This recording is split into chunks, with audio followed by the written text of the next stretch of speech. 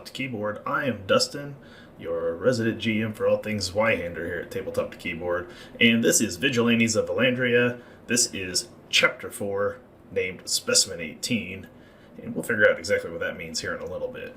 But first, let's talk to my players and let them introduce themselves. We will start over there as we usually do with Daniel. Daniel, tell them a little who you are and your character that you'll be playing here tonight. Hello, everybody. Thanks for coming and watching. I'm Daniel. I play Reese Davey, a corpulent dwarf preacher of the learner who is determined and dedicated to truth and knowledge. You can find me on Twitch at Abducted Gaming, where this Wednesday I'll be doing a role-playing tabletop podcast. Fantastic. Next to him there on the overlay, we have Jake. Jake, tell them about yourself and your character. I'm Jake with the Defenders of Kobold. I'm going to be playing a perpetually bemused human aristocrat named Felix Hunson, who masquerades as the Pumpkin King. The Pumpkin King. Christopher is with us tonight. He is going to be just a few minutes late before he sits down at his chair and appears magically through the powers of CGI green screening. So we're going to slide further. Oh, you can hear his voice. The voice of Christopher is here. The disembodied voice of Christopher is with us. Christopher, go ahead and tell everyone, even though they can't see you at the moment, who you are and who you're playing tonight. Here we go. Oh. Hi, everybody. I am Christopher from Two Old Guys Games. I'm on Twitch as All the RPGs. You can find me here, there, and just about everywhere these days. All right. And last but not least, rounding out our vigilante crew tonight, we have Debbie. Debbie, tell them who you are and about your character. So my character is Sigrid Verakai, a female ogre who's a reaver and man-at-arms, but as a vigilante, she is known as Kadam. Kadam is anonymous, everyone and no one, just a passerby. She may come across as being a bit of a dunderhead, a little socially awkward, but she's a Viking born on foot in danger. And I'm Debbie Snacks. You can find me here, there, and everywhere. I'm sure we'll do a rollout on the end, so catch you up then. We will indeed. All right. So again, I'm Dustin, the GM. If you were here last time, 2 weeks ago, for Chapter 3, the Vigilante group had lost an extremely important book. It was swapped out by a fiendish little dwarf who ran off into the alleyways, and they sent their friend Vigilante, the Wayward Eye, to go see if he could track down the dwarf. In the meantime, they traveled to another location called the Red Herring, where they found a secret sect of cultists who all sort of took care of and maintained a mystic there by the name of Zelina. And they went in and they had a talk with Zelina and the augur of the custodian, Mercutio de Silva. And through their conversation with Mercutio, and more importantly with the mystic, they learned of, well, for those of you who maybe are fans of the campaign itself, will know that Zelina is a former player character from Terra and Treefell, and that she relived a lot of what happened in that previous campaign, including the rewritten ending of Horror in Huttenberg, about when they had to sacrifice a 9-year-old girl in order to save the world. And in the midst of doing all this and explaining all of this, the vigilante crew learned of those events, at least on a surface level, if you can believe a drugged out mystic who has spent most of her time now in the dream trying to find some answers, and trying to maybe make some amends for what she had to do. They still believe that what they had done was right, but things just haven't exactly proceeded as they had hoped when they saved the world. And so they're left with this kind of a grim, dark world of machines, and all of this witch science now runs amok. And the vigilantes were left finding out that Nigel is one of Zelina's former comrades who had gone to Treefell to stop that plague. And they know that after meeting up with Baldric, the deadly dandy, that there is some manner of being that is raising the dead in Frumsburg, where his farm is, and is headed towards Huttenberg with a legion, small legion, but a legion of undead nonetheless. And that grave danger is making its way, inching its way closer towards Vallandria's outer gates. So Baldric has come and joined with the vigilante crew. They find out all this information. They're still trying to find out where and who Nigel is. They know that he works for the Maester now, and they know that the Maester is here in Vallandria visiting the palace on official business, which has led towards down a rather conflicting path for our vigilantes about exactly where all this witchstone comes from. Because one of the things they did learn from Zelina was that a lot of the original witchstone was the very beings that brought the witchstone essence to her were then in a shockwave when the little girl was sacrificed were turned into witchstone themselves. It was through some folklore roles that the vigilantes were sort of able to piece together that the amount of witchstone that would be needed to power this city and power all this stuff that's being done is far more than the historical accounts of meteors falling and things of that nature, which has led them to contemplate exactly where the Empire here is gaining all of its witchstone to power all this stuff. And perhaps they've even caught word that some sort of super weapon is being built somewhere inside the palace itself. And then speculations begin to run wild, perhaps, as what exactly the Emperor may do with this new super weapon, which has led them to tonight's game, where at the end of last game they were contemplating whether or not they need to do an infiltration mission into the palace itself to find the truth. And that is where we're going to pick up with tonight's game. So you had returned to the bell tower, and when you got there, you found your vigilante mentor, Tragedy, standing there with the Wayward Eye, and the Wayward Eye presents the ashen remains of a book. He tells you, it is unfortunate I was unable to retrieve any more of it, but the dwarf had done what we had feared. To save his name, he had the book destroyed. I had tried to gather more of it, but my efforts were interrupted by Captain of the Dragoons, Asher Williams, and his golem henchmen. They took the dwarf into custody. He's been taken to the Emperor's court for trial. I'm afraid the book is lost.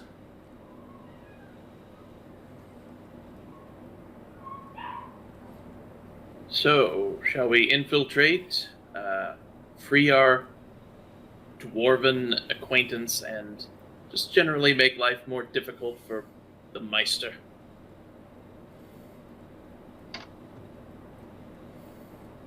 I think that would be a good idea, but how do you think we should go?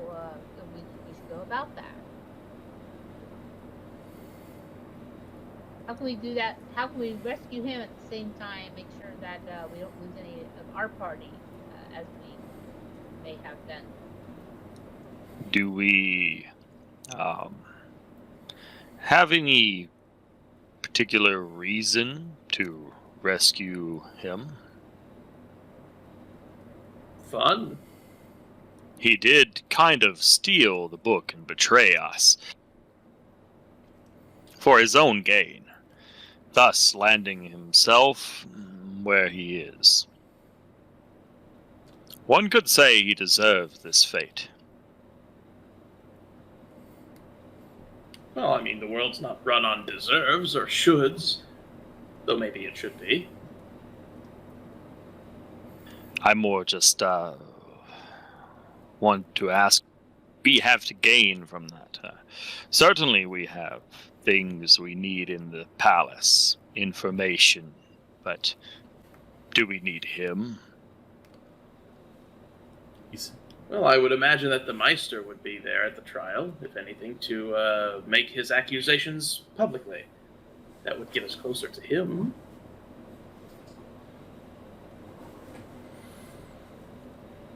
These things would be true. You see, Tragedy's got his hand and he's kind of shuffling around the ashes of the book. He pulls down his vigilante mask over his face. It is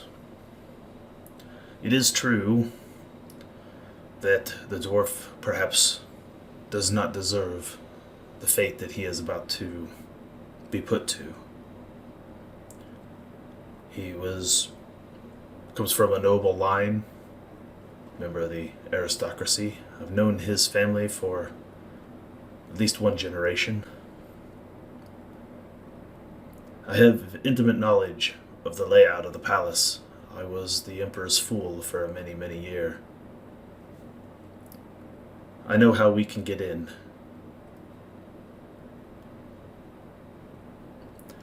I do not know I'm if open to suggestions.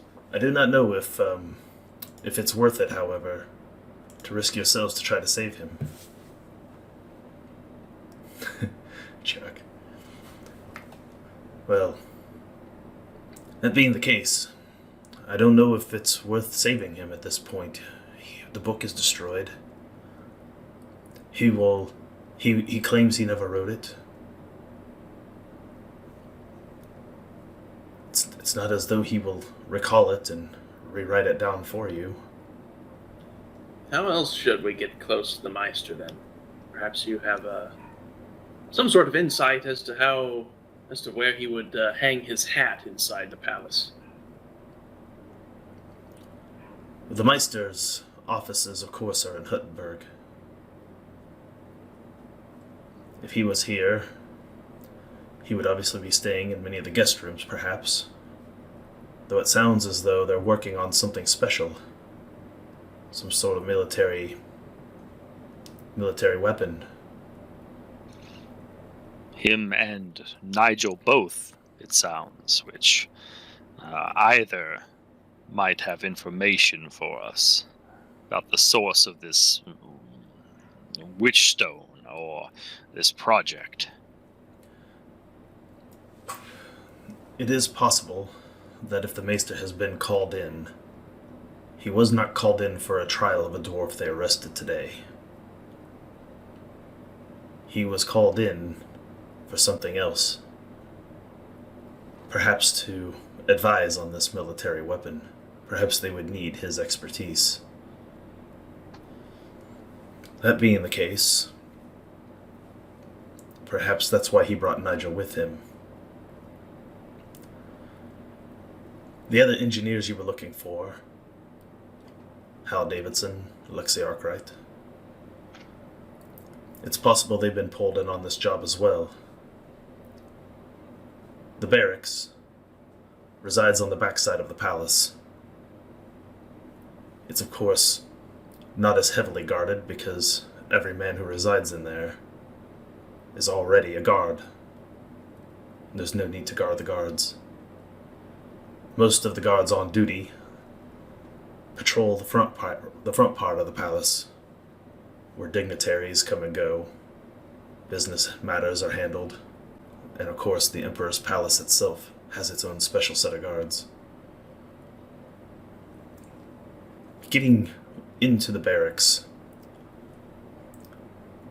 will be the easy part. Making your way to the hangars where such things could be constructed in that size away from public eye will be much more difficult. If this is an engineering project, there may be some of the top guards pulled to guard that area individually. You'll need to fully gear up before you go.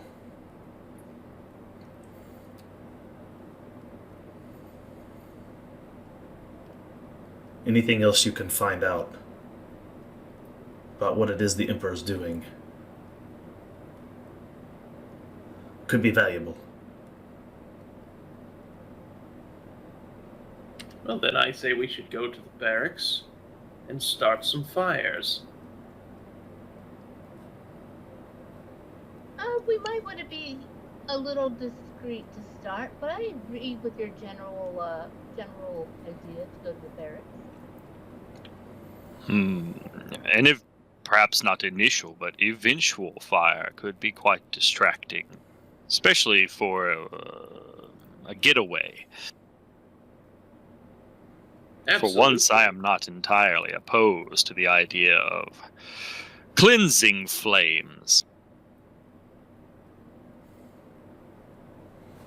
We're going to have ourselves a fire party. All right. So you have this small discussion and decide that this is the course of action you'd like to take. You return down to your rumble bustler and take off towards the area of the palace. Now, the palace is not a place you could just drive up to and park along the side of. You'll have to find somewhere to kind of park it several blocks away and proceed on foot. As you get closer, you find a large amount of military entourage again around the front of the palace, and it isn't until you take some side alleys and cut through a couple market areas that you make your way around more towards the back. And the front part of the palace, where the roads come up to it, it's of course ornate. Everything is made to look, real majestic and holy and everything. You get back around to the back part, and it's kind of all business in the rear. Everything there's palisades and there's things of that nature, but there's not as nearly as much ornate stuff around the back end. It's definitely just a fortified building on that side. It will take you guys, assuming that you're going to have to scale the wall, unless you'd like to try to find some other way in. It is going to be a couple of athletics checks to make your way up there, assuming that somebody has brought with them a grappling hook and rope. Well, I want to make sure that we secure the vehicle when we go to park it. I want to put it someplace that's discreet and not too out of place, and also pointing the other direction. So as if to have to make a getaway. All right. And I have my grappling hook and rope. All right. So you go ahead and give me the first. Make a ranged attack roll. Simple ranged. Standard difficulty. And this will just tell me how well you get the grappling hook secured before everyone tries to climb up this thing. Okay. Standard ranged. It's standard, yeah. Simple ranged attack. Okay. That's a good roll. So Kadam takes out her tri-barbed grappling hook, and she's 8 foot something tall, and gives it a few whirls over her head and up there, and it goes over the edge, and you hear it kunk, kunk, kunk, and it clicks down. The rope dangling down in front of you. Who's going first? Dibs. And I'll go forward to scale the wall. All right. So this will be a challenging athletics test to scale the wall. That is a good roll. Oh, baby, yeah. Ooh, good So job.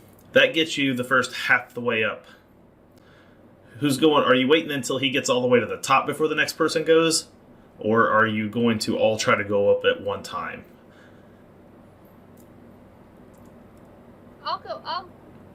I'm going to head up, but I'm going to wait till he's probably closer to the top, maybe about the third down. Okay, so on the second roll, it will remain challenging if no one else is climbing at the same time. What you're going to be up against is time. Patrols do come by this part of the palace every so often. So, if you're going up more than one person at a time, these go from challenging to hard. Ooh, I'm definitely waiting because I'm going to have a hard enough time as it is. Oh, a critical. So Pumpkin King gets halfway up there, and for the last half, he just takes off. And because he got a critical success, that will allow Kadam or Deadly Dandy or Raven, whoever wants to go next, will be able to start at the same time as him, and will save you a round's worth of time. I also have a lasso. Would it be possible to throw the lasso down to them to sort of assist in the climb? Sure. You can try to lasso and assist if And what I'll do is I will give whoever is you're lassoing, whoever's going next, if you make your ranged attack roll with it, I will allow you to give them the assist die on the climb. I'll help out Raven in this regard. Okay, so Raven's going to go second. No one lassos a dwarf. He's going to take the lasso. He needs all the help he can get getting up that rope. Okay, Well, so and it's still just a challenging athletics because Pumpkin King did a critical success. okay. I'm going to go ahead and go up because my intent had been to get up there, and that way if I needed to help anybody else, since I'm But pretty strong. are you going second then, Kadam? My intent had been to, but I think Okay. everyone else just No, that's fine. If you want to go second, you can. You're big That's enough. You're standing at the bottom of the rope, so I need your check then. okay. So athletics and a challenge. And you're having some problems getting up the rope. You're real big. You're not made for climbing like this. This is not what ogres do. You're just having problems because you're so tall you just can't keep your weight up against the building and you're sliding back down. And it's not working for you, Kadam. You're not getting the hang of it. There's a lasso that's been thrown down. It doesn't lasso you, but it's hanging there in front of you. I'm gonna grab at that as well then and say, "Hey guys, help me up." All right, go ahead and make another athletics roll, and then just roll a d10, and that'll replace your 10's die potentially to help you get up the wall. So athletics, challenging, and then a D10. Yep. Okay, so just re-roll a d10 and see it will replace that 7 with a 5. Yeah, you're still just not. You're having problems getting up there, even with the help of the lasso. One of those times being 800 pounds and 8 foot tall it's just not as helpful. Hey, I'm only 557 pounds. Yeah, whatever. You're still a giant ogre though. So that three rounds have passed, and Kadam is still having problems getting up there. You're all starting to get a little nervous about guards. Maybe it's getting closer to time for a patrol to start to come through.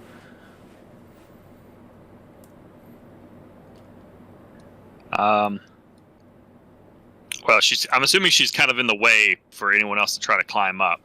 You're gonna try again, Kadam? You could do this again. It's just a matter of how many rounds pass, how much time you're spending trying to get up there. I'm gonna try one more time, and then just if I have to go back to the Rumble Bus, where I was. Okay, so this time you make it up there. No need for the assist die. You made it on your own. So you get up there finally. You make your way up there finally up to the top, and it is who's going to go third?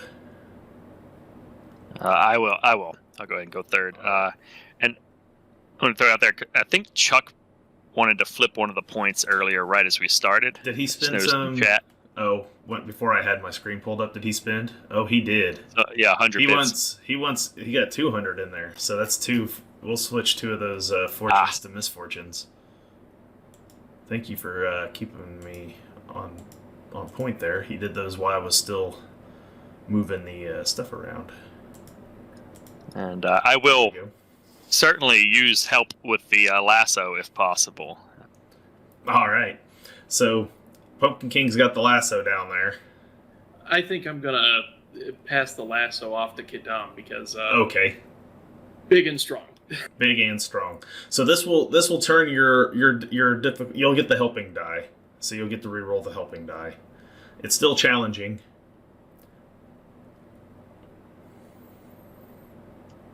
And for me to roll? Or who? No, it's Daniel's roll. He gets to make the roll. Your die just gives the helping die. So Got it. Okay.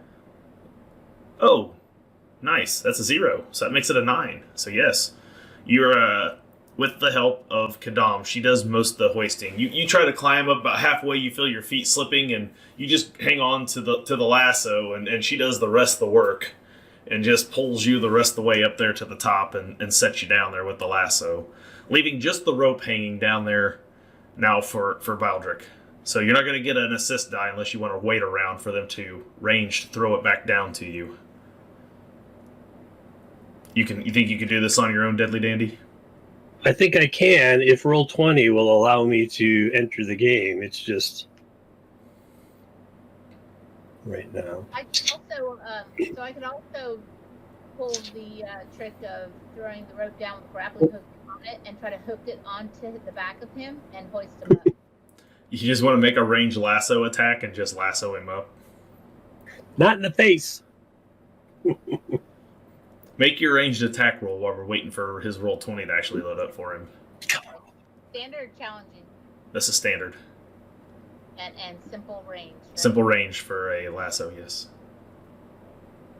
Plus, I'm super light. You do it. See, you got him lassoed. Ow. So you got him lassoed. He's standing down there getting ready to tug on the rope, and all of a sudden, you just got him and just hoist him right up there to the end, and you start retrieving your grappling hooks. But due to some of your issues trying to get everyone up there to the top, you can see the patrol of guards starting to come along the wall your direction. At this point, we're going to need some hard stealth rolls.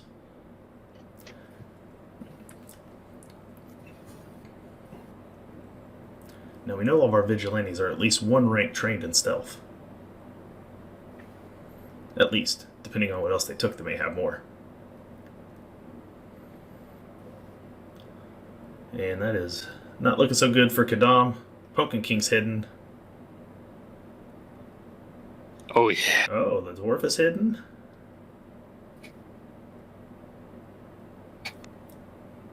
I find a perfectly There's a shaped kitten. barrel. Any luck getting in there yet? Almost. It's just now loading up here. Okay. Like I can see the menu. I can see one of the menus in the game. Oh, I don't know what's going on. Roll20 I've had problems gets, all day with it too. Roll20 gets laggy sometimes. Like, It's been bad all day. I ran The last 7 hours couple- of D&D today.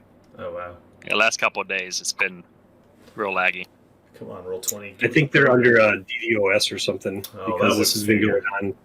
They had somebody got into their messaging system and spammed a bunch of sketchy links, and now this has been going on all week. So I think they're under attack. That would make sense. Somebody really wants our logins. My login to Roll20 to save you the DDoS attack is don't do it. Right.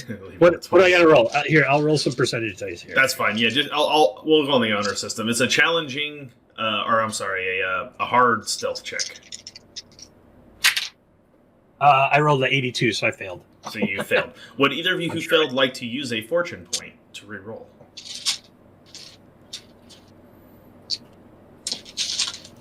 What do you think, Kadam? Ooh, I'm like flying through. This is what's happening. She's pulling me up. I'm flying through the air like, can't stealth like this. Yeah, you're standing there, and she's trying to get the lasso off of you. And the Pumpkin King and Raven, they just, you know how the ramparts are, you know, at the top of a military wall, right? Like they just hop up each behind one of the ramparts, like along the edge, you know, hanging onto the side of it, so they're not visible. But you're standing right there in the walkway, like, and these guards are coming around, you know, through one of the towers, and you know, coming down. You can see their lanterns swinging, and they're definitely heading your direction. You're gonna be in within the light in their line of sight very shortly. I think the hard part about this is that the dwarf will be able to hide easier than I would be able to. So I don't know if we want to use 2 fortune points, 1 fortune point. We want to. I feel like if any of us fail this, we all fail this. So Yeah. You're not wrong.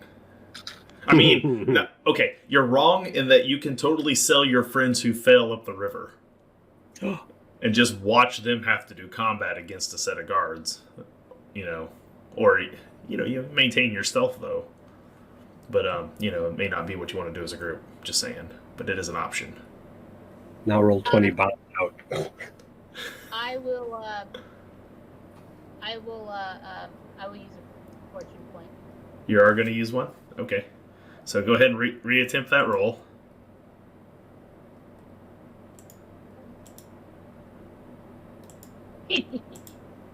Hey, there you go.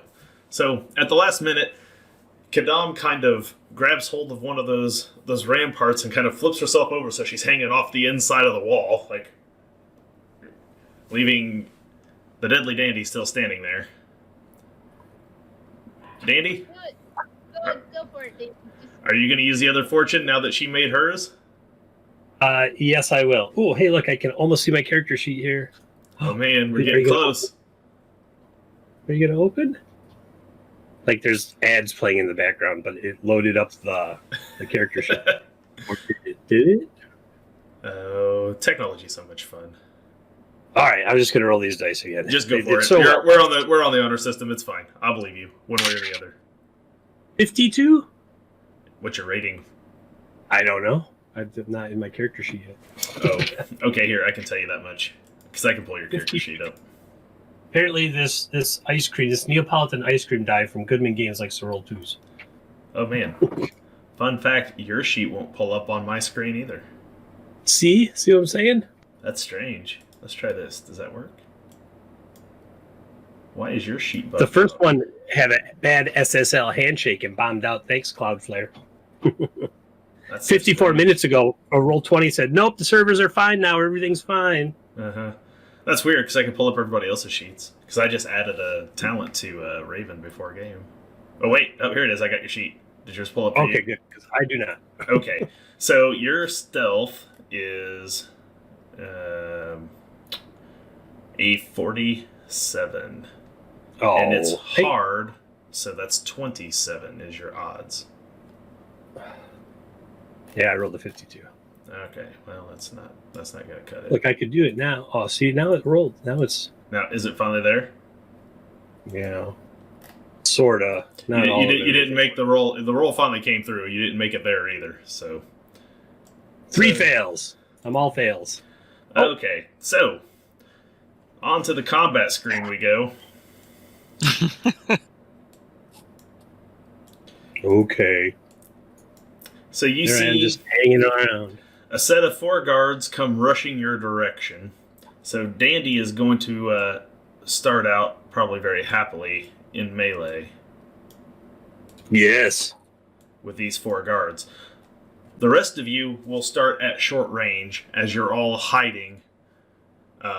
You can enter melee for 1 AP on the first round here if you want to. Nobody has surprise, technically, because everyone has drawn their arms and is rushing into battle. So we will go ahead and start with initiatives. Roll your D10 plus your initiative modifier, which is on your talents and trappings page. If you need an assist there, Dandy, I can tell you that your initiative modifier. That's the wrong screen. I'm good. I'm in now. You're in? I got it. Is it working? Okay. Yeah. I'm going to flip this over here to the Initiative. roll 20 screen, and I'm going Oh, to flip 3 of those pals over to me because I have your fortunes now. You do. There we go. This screen is properly reflecting what is going on in the game. Right, I got a 13 for Kadam. And the Pumpkin King is a 12. We're starting off strong. And Dendy is a 14. And Vedlik is a 10 on Raven. Ooh, you went from a 17 last time you were in combat to a 10. Okay, let's add our inept guards. That's what I'll call them. That'll give you guys some feelings of hope, right? Uh-huh.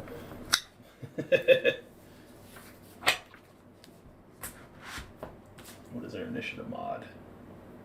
A 9? Holy cow, these guys are badass. But you guys are tier 3 characters, so you should be able to handle it. So I didn't even look at how good they were when I picked these for the template to use. That's the best part about playing at top tier is it's just like there's absolutely nothing in this book that can't possibly be too strong for a party of top tier characters. Well, let's reshuffle those real quick to get them into descending order. And oh, the Dandy, I will let you go before the inept guards because just because. Okay. I just got to get a grip on my character here. Yeah, not a problem. So I have mortality work. Yeah, awesome. And adventurous panache. Okay, so I'm going to aim, Okay, so that's 1 AP to aim. and then I'm going to attack with where'd my character sheet go? Too many windows open. Oh, it's the one with all the stuff I'm reading. With my which one is the? I think the court sword is my vigilante weapon. I think the other one is. Yep. I think all the other stuff. Okay, so my court sword. And it should be on your talents and trappings. There you go, you found it. You missed. Man, even with an aim, that's terrible. Did you add the aim in? Did you start it at routine? Oh, no. That'd make it 80. That would make it an 80. That would make it 82, and you rolled 83. So you missed by 1. But for a fortune point, you can re-roll that attack. You don't have anything else that gives you a re-roll on that, do you? I don't think so. Just I've had such a no. Kleptomania, bleeder, incredible. No. Yeah, because you're a blade singer, not military officer. Military officer gets a free reroll. All right, then I'm just going to use that lightning reflexes to parry, I guess. Okay, so you take your first swing and it comes up short. That will bring us to the inept guards. The first inept guard steps up, takes a swing with his weapon. Ooh, a 20. That is going to be plenty to hit. Would you like to do that parry that you were talking about? Yes. Yes, I would. Where the heck is it? It's on the second page, Talents and Trappings. Is he next to me, or is he... He is, but you are currently hanging on the side, stealthing, because you do not have initiative enough to parry for him yet. Oh, that is a good successful parry, though. So he brings around his weapon, which is actually a flange mace. He brings around this flange mace and goes to hit you with it, and you bring your sword up there and stop it. And so he is going to attempt a dirty trick, and while you're off balance, he's going to attempt to trip you up and take you down. And that is successful. You get to resist with athletics for free. There's no AP needed to resist. Or coordination, sorry. Coordination. Coordination, okay. Wrong tab. This tab. Coordination. What's your station? Did it roll? I haven't seen it yet. Did not. Oh, there it is. I forgot the situation. Oh, critical fail.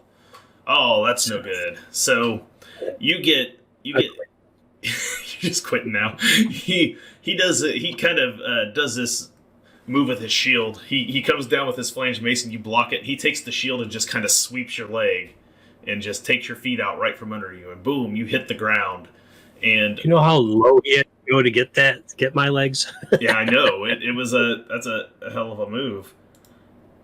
Oh, look at that though. Only 9 incoming peril for the critical fail, but you are now prone. Oh my god. I'm already imperiled, so now I'm at ignore 1 skill rank.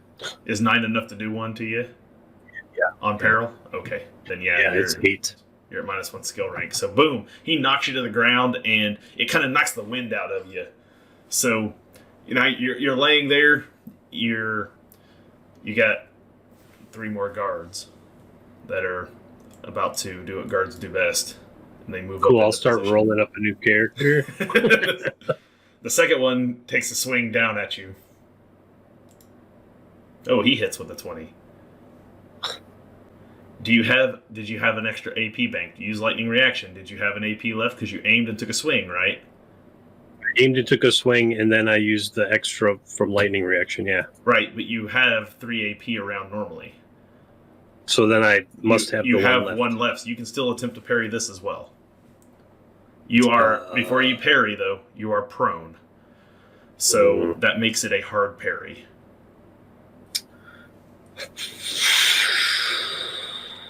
Man, it's already 62. I feel like that's just a lost cause. It's better than nothing. Sure. Okay. I mean, here we go. Oh, so close. Would you like to fortune? No. No? Okay. I don't want to waste it if I'm just going to die. That's fine. That is fair. So that is 2d6 to start because you're prone.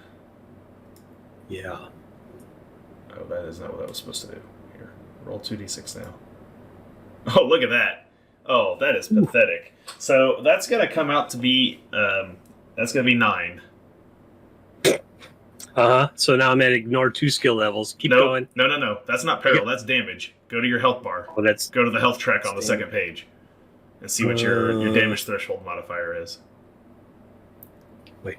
Oh. Oh. Well, that's 7. That's just as bad. But you hadn't had any health levels, so you're just down to unharmed. Or from unharmed to lightly wounded. So you're lightly wounded. Yeah, so you're not at any negatives or anything there yet. So that was just 1, because I just completely botched those rolls. And I'm not going to be mean enough at this point to spend misfortune on there to explode dice on you yet. Yeah, you're already going to kill me. You got 2 more Because the guys. second one's coming up there to hit you anyway, so I've still got plenty of... I don't need to spend misfortune to do anything yet. He swings, and that's going to land. You don't have any more AP stocked up now. Would you like to spend a fortune point to have an AP to parry? Okay, nope. It's an option. I have to give you the option. I know. You can just believe I'm going to say no. Okay. That's 16 incoming. Damage? Yeah. There. All right, I am seriously wounded. Go ahead. Okay, so that puts you down to seriously wounded. So you skipped moderately and went to serious. That was 2 levels? No. Okay, so that's 2d6 to check for injury. Come on, you can do this, Dustin. You can kill me. Oh, there's no injury there. The last guy takes his swing. And that hits. Oh my god, he hit. I'm so surprised. Would you like to parry this one now? Nope, don't have any AP. Don't want to spend a fate point. Oh, you're killing us. I'm buying time for the team. Oh! Oh god. Oh, those just both exploded. Well, I think I know someone who's about to burn their fate point. No, I'm dead. No, you have fate Maybe points. Not. Okay, so that is a hit that would most certainly kill you if you don't spend your fate point. And I know you've got at least 1. Do I? Oh yeah, everyone starts with 1. You ain't used 1 yet. You got 2 of them, as a matter of fact. So I kind of feel like you should just die for being an idiot. well, I mean, you always can, but since you have 2 fate points, you should probably burn 1 right here. Only took like 2 weeks to make them. All right, I'll burn a fate point. Yep. All right. And so one. So that is it for the beatdown that begins to ensue on the Deadly Dandy. As you see, not slain. Am I slain? He does not get out of the way in time, and you see those guards rush up there. One takes him down with the shield, and then they, with their flames maces, just start. Halt in the name of the Emperor. We finally move past the guards to Kadam. Kadam, it is your turn. All right, so I have lightning reaction, so I get an extra 18, correct? Meaning I have 4 to start. No, it is in case you get attacked, which will not happen this round because. But you will have it for next round if you get attacked next round by the guards. So, can I use a coordination? Can I basically try to get myself up over the rest of the wall instead of hanging there? Right? Spend 1 AP and you can move into melee with them. Come up over the wall. You don't need to make an athletics check for it. It's just costing you 1 AP to initially move into melee with them if you're going to. I'll do that. You can even add some superhero flair to it if you want to. I'll even let you. Oh yeah, I'm just gonna hoist myself right over and jump and just land both feet right behind them and just go. What are you doing? So big ogre comes and lands like right down over the top of Baldric. So we'll move yourself up into melee on the board into the melee square. Oh, that's right. Oh, I get this out of the way. Dadgummit, my sheet's not behaving. You need me to move you? Yeah, you move me. All right. So you're now up into melee. It is a target-rich environment at the moment. This may be a kind of very new thing to ask, but could I actually do an intimidate on these guards, and that would it have an effect on all of them, or is it only one? Because I do have in my talented trapping, I do have a menacing demeanor. So when I succeed in an intimidate test, I inflict 1d10 plus 1 mental peril. Okay, yeah. They don't have anything here that says that they get any immunity to being intimidated, so you can most certainly spend 1 AP to make an intimidation type roll. You could go for Litany of Hatred if you want it to reduce their damage threshold, but if you want to try to get them to actually stand down, there's 4 of them, and there's still only 2 of you, and 1 is almost dead to rights, so it's probably going to be pretty hard to intimidate them. Okay. But I'll let you try it. Nah, I'll just go ahead. I'm going to roll on up with my barbed spear and use that barbed spear of mine and just... Things have gotten critical for Christopher. He's gone to the red death screen behind him. He's getting bad over there. What's this red hallway I'm in? I was hoping for the white one. Okay, so and because this is fast, means that I'm in melee. Mhm. It's fast. So then that also means that I have... It's a fast weapon, just makes it harder for them to parry you, which... is it knife work that has the... When you deal damage to a foe using a melee weapon with a fast quality, they must resist toughness or begin to bleed. Okay, got it. Alright, so I'm going to go back to my... What did I decide to go with? The barbed spear? Yeah. Adaptable. Fast. I have a lightning there. So you pull out your barbed spear, and you promptly miss with it. Would you like to spend a fortune point to reroll that?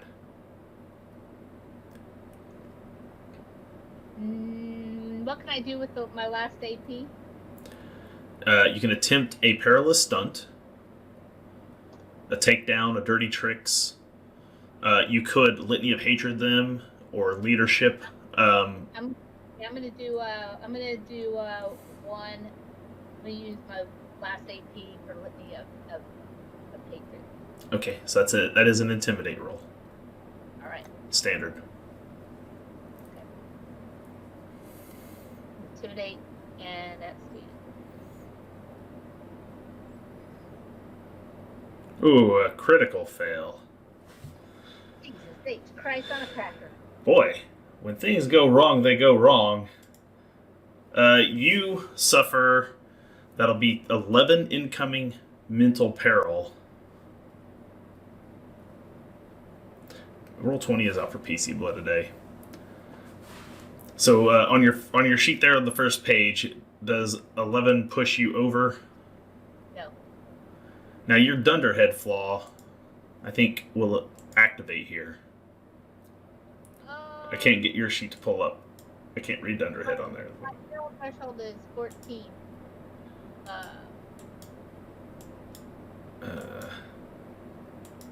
I can't get it to pull up. Click Dunderhead on your sheet if it's pulled up for you, under your talents.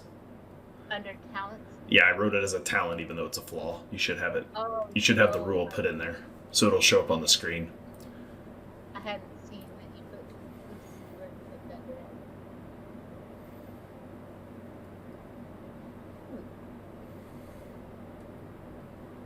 in. Where would Dunderhead be on the sheet?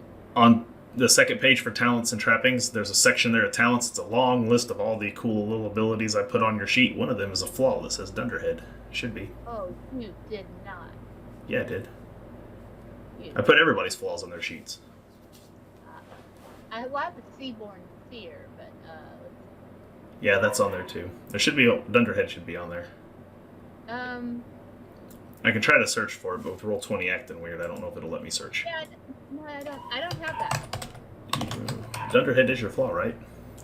Okay. Well, here, I got the roll. Oh, it pulled up. Whenever you suffer mental peril, move one additional step down the peril condition track while suffering one corruption. You did not suffer one, so you're okay. Okay, so Dunderhead did not come into effect. I thought it was going to there, but it did not. So, you critically fail.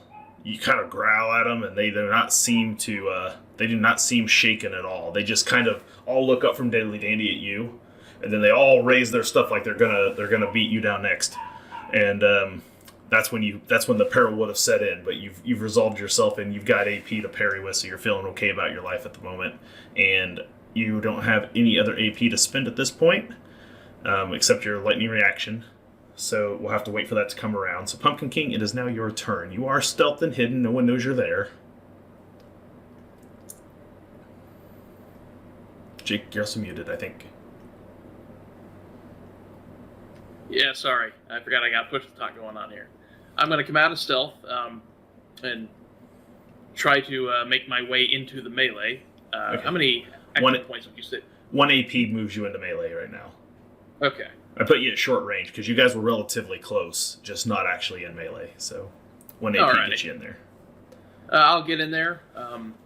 I'll get from, say, 2 yards away from one of the people with their weapons raised, and I will throw my lasso at him. All right. You already got it cocked and ready. It was already out, so that's a simple ranged. There you go. Oh, that's not a good roll. 96. Would you like to fortune point that? No. I'll save fortune points for when I get my crap kicked in. Okay. You throw a lasso, and it does not seem to... It does not find its mark. That was 2 AP. You have a third AP. What would you like to do with your third? I'm just going to drop the lasso and say, out of hell with it, I'll stick my fists up all your arses and have a Punch Judy show. Litany of Hatred.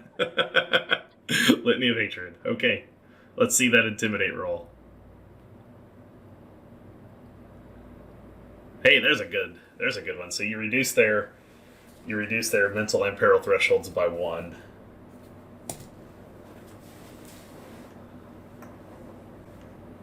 And I give him 8 mental peril on account of my menacing demeanor. Right, you all get menacing demeanor, so yeah, you'll apply that. Peril threshold is a 10. How much did you give them? 8? Oh, not quite enough. Oh, it's a 9, because you reduced it by 1. Yeah. So it's a 9. You still fell 1 short. And you can't spend, unfortunately, it's not a chaos dice. You can't spend a fortune to explode it or anything. So you fall just short of actually giving them peril. But you did it. It worked. They do have litany hatred on them. It'll at least they'll be easier to kill. And that'll bring us to Raven, who has patiently waited for his turn here. We're going to make this initiative roster a little bigger so I can see everyone. There we go. After watching this cavalcade of failure, he might just book it back down the rope. There's no rope. They pulled it up. So. Damn! So, he's going to more slowly just roll up over the ledge of the wall and kind of up there because he doesn't do anything that swiftly. And I think he's going to start off with some inspiring words. That's a good place for you to start. First AP to move. Second AP for inspiring words. We will move you here into melee with them also. All right. And he will go up there and kind of land it. Principium 18. Give freely of judgment and instruction. Do not rush to deal in death, but apply unrelenting lessons that hammer in the truth. And quick question. Given that we're on top of a wall, Yeah. if he is appropriately positioned, is there one of these guards that he could potentially knock off of the wall? If you were to spend 2 Since AP... his weapon, his spend- Morgenstern has knockback, so... Oh, because you have knockback. Oh, you're gonna do it with the Morgenstern. Okay. If you are able to hit them and they do not parry, The first one that Kadam is fighting had spent his extra AP for takedown, and it was successful. So he did not have to. So he does not have a extra AP to parry with. The other 3 do. So if you're able to hit one and they fail their parry and then they fail their resist for knockback, I will make them make an additional coordination roll to see if they fall off the wall. Awesome. I'm gonna go for that then, because I think we need something to help flip this around real fast. So. All right. Now, you observed what happened, so I would say it's within your training and reason to know that the first one in did all the setup work for everyone else to stand there and beat Deadly Dandy as close to death as they possibly could. So you know that lead guy is the most spent as far as readiness. So if you want to avoid the parry, I will give you that tactical knowledge that he has no AP left without spending a misfortune to do so. And you might force me to do a misfortune just for the parry attempt. I will take it then. I will go after him. He's perhaps the most wanting for justice right now anyway, so we will slide you up here to the top, just so this is the one that you and Kadam are both on. The others are down there. Okay, yeah, kind of pivot around to there as he's taking the Morgenstern out and just lean it around and swing in kind of a circular upward swing towards him with the heavy mace. All right, let's see that roll.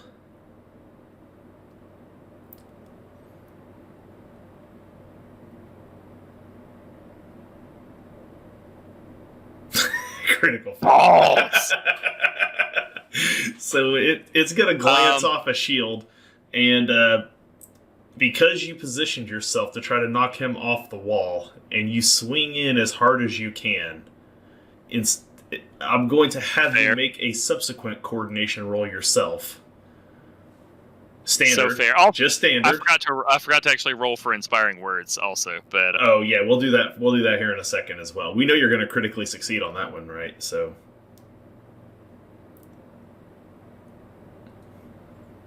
Wow. Would you like this is like my best skill. Would you like to spend a fortune? I think I would. Yes. Okay. Because I don't want to see what's going to happen if I fail.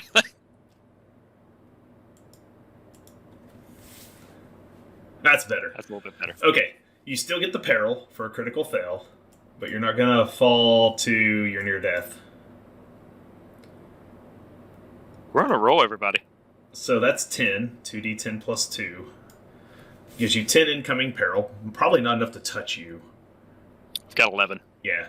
And you also have Impervious Mind, I think, that reduces the amount you take by 1 level. I have to do like 2 levels to you to do any peril at all. Yeah. So you overswing. These guards are well trained. Like when Tragedy said the guards were well trained, like you were not prepared for this level of well trained. And he with the side uses his shield to unbalance you by hitting your Morgenstern as it goes by, and it unbalances you, and you nearly tumble off the wall yourself.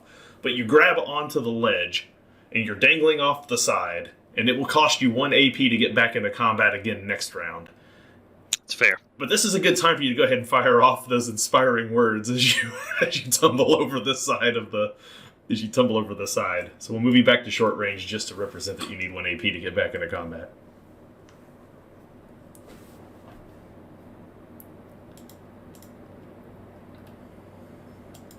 It's flipped to succeed, but that's not going to do me any good. Actually didn't help you any. So your inspiring words doesn't go off either. You say it, but as you're tumbling over the side, nobody feels very inspired.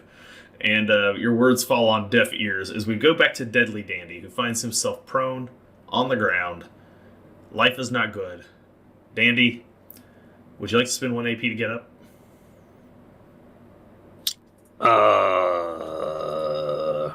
I feel like he should be dead. Fighting from prone's not very easy. It starts you off at hard for your swing. Well, I mean, I still feel like he should be dead. You just want to die. I'm just saying. He literally got smashed to the ground by 4 people flange me. There's no surviving that. No, Well, it's actually, the ridiculous. third one missed because of your fate point. It would have been a kill Well- shot, but it missed. Right. Wait, the whole thing missed? Yeah, Yeah. the whole attack misses when you spend the fate Oh, point. okay. That So whole I'm attack at misses. seriously. You're still just So as that's seriously serious. wounded, yeah. Because that attack All right. would have killed you, but you jerk out of the way just in time, and it. Yes, I'll stand up. All right, so 1 Well, AP. Unless you have kip up or handspring. If you have handspring, you get it for free. I don't think so. I don't Doesn't remember sound what like Blade a Dancer thing I is, have. but I don't think you have that one either. But No.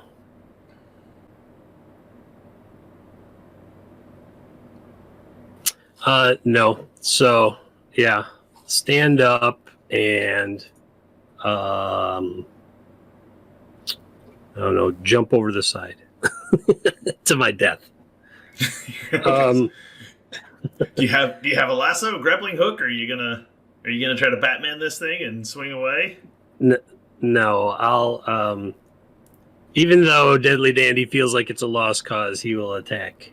Okay.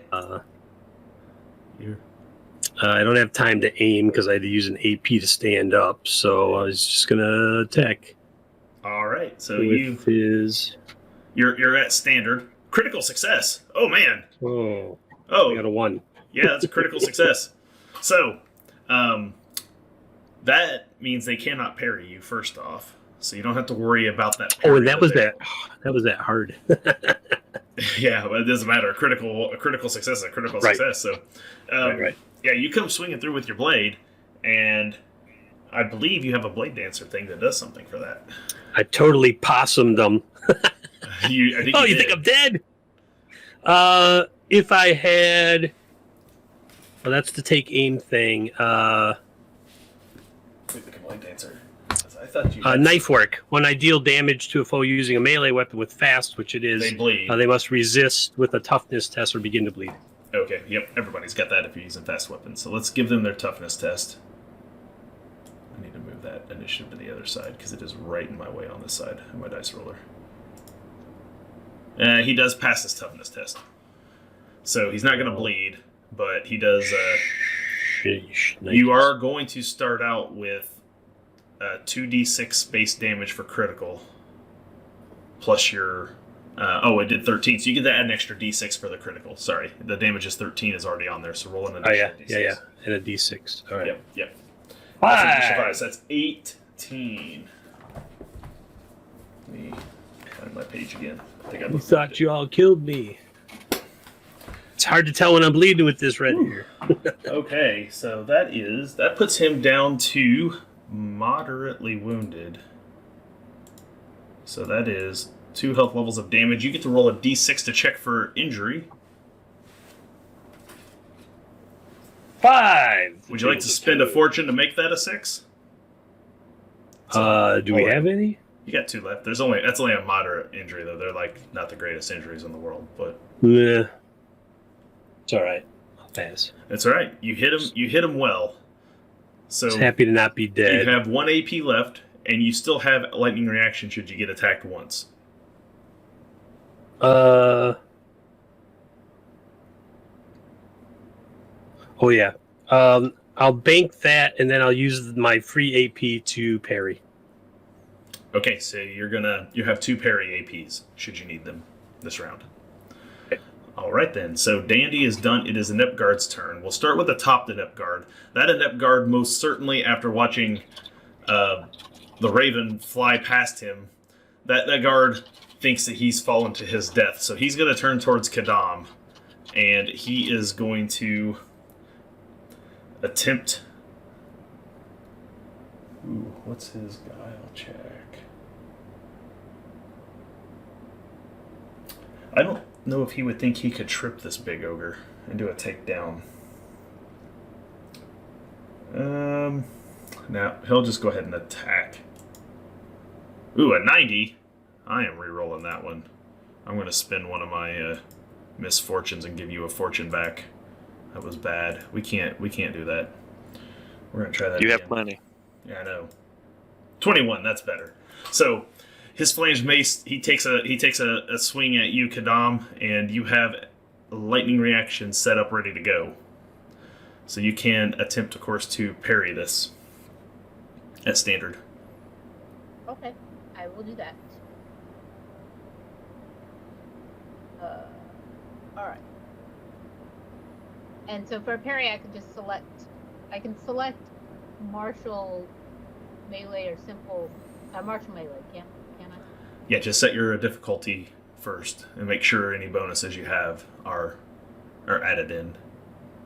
Got it. So Because like if you have a shield, it gives you +10 for defensive, so you can't just roll martial melee. You gotta set it to routine if you're going to use the skill. Otherwise, you go to the second page and you just click parry where it's already factored in. Okay, I'll go to the second page and just use parry there. I go through and add all that stuff into your parry roll to make sure your parry is correct. So it'll always be right if you click parry. Unless you switch weapons on me.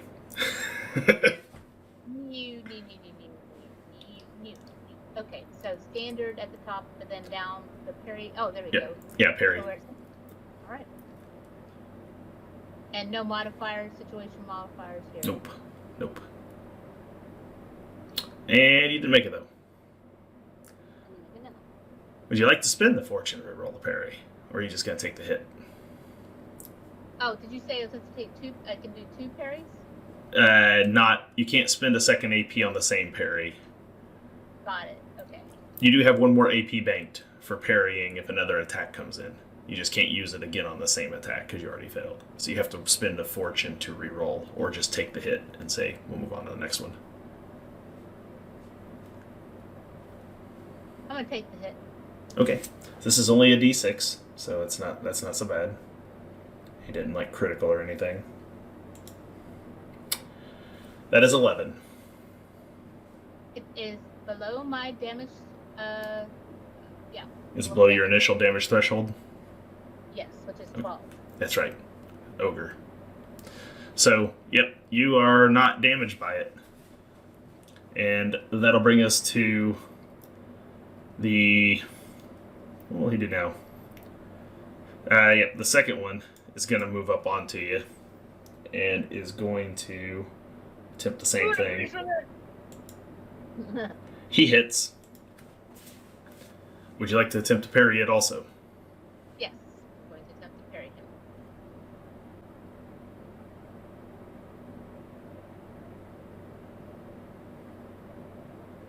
Oh. You failed that one too. Would you like to take that hit also? I'll take that hit. So that's even less than the last hit. So boom, you get hit again, but it doesn't do any damage. As two of them walk up their bases, and the same way that they hit Dandy, they hit you, and it's just like punk punk. Like it's not doing anything to you. The third one, it's my gut plate. Your gut plate is reflecting their flange maces. So that's why your thing is so high. So the third is going to hit Dandy because Dandy just hit him. So he's most certainly engaged with Dandy. You made it to your feet in combat. He will hit with a 31. Would you like to take your parry attempt, Dandy?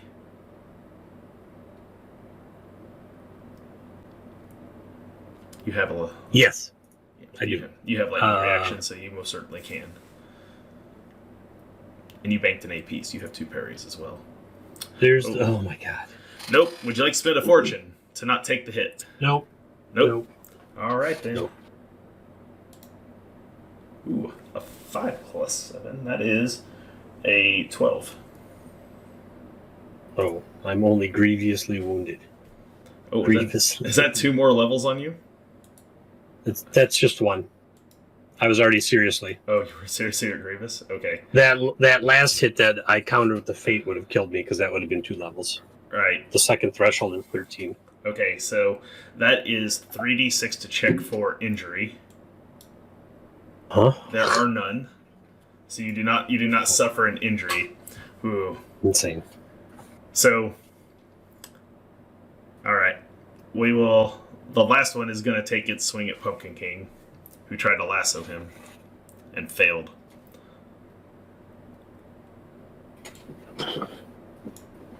and hits with a 20. Would you like to parry? Did you have a... I cannot parry. You cannot parry. You don't have lightning reaction like the others do. So you're not able to parry. So he... Oh my god, look at his rolls. That's pathetic. 8. Is 8 enough to do a level to you? No. Well, wait, that's peril threshold. Oops. Yeah, look at your damage threshold. Make sure you're on the right one. How much did you say that was? 8? 8. I'm good. Okay. So yeah, he walls up, hits you, but it doesn't do anything. So that brings us to Kadam's turn. So Kadam, the guards have all moved. They're all banking 1 for parry. All right, and so they are all in melee right there by us. Yep. Except for Raven, who's hanging off the ledge still. Okay. I am going to strike the one closest to me Okay. with my mortuary sword. All right. And that should be standard, right? Yeah. It's all standard unless you do something to make it not standard.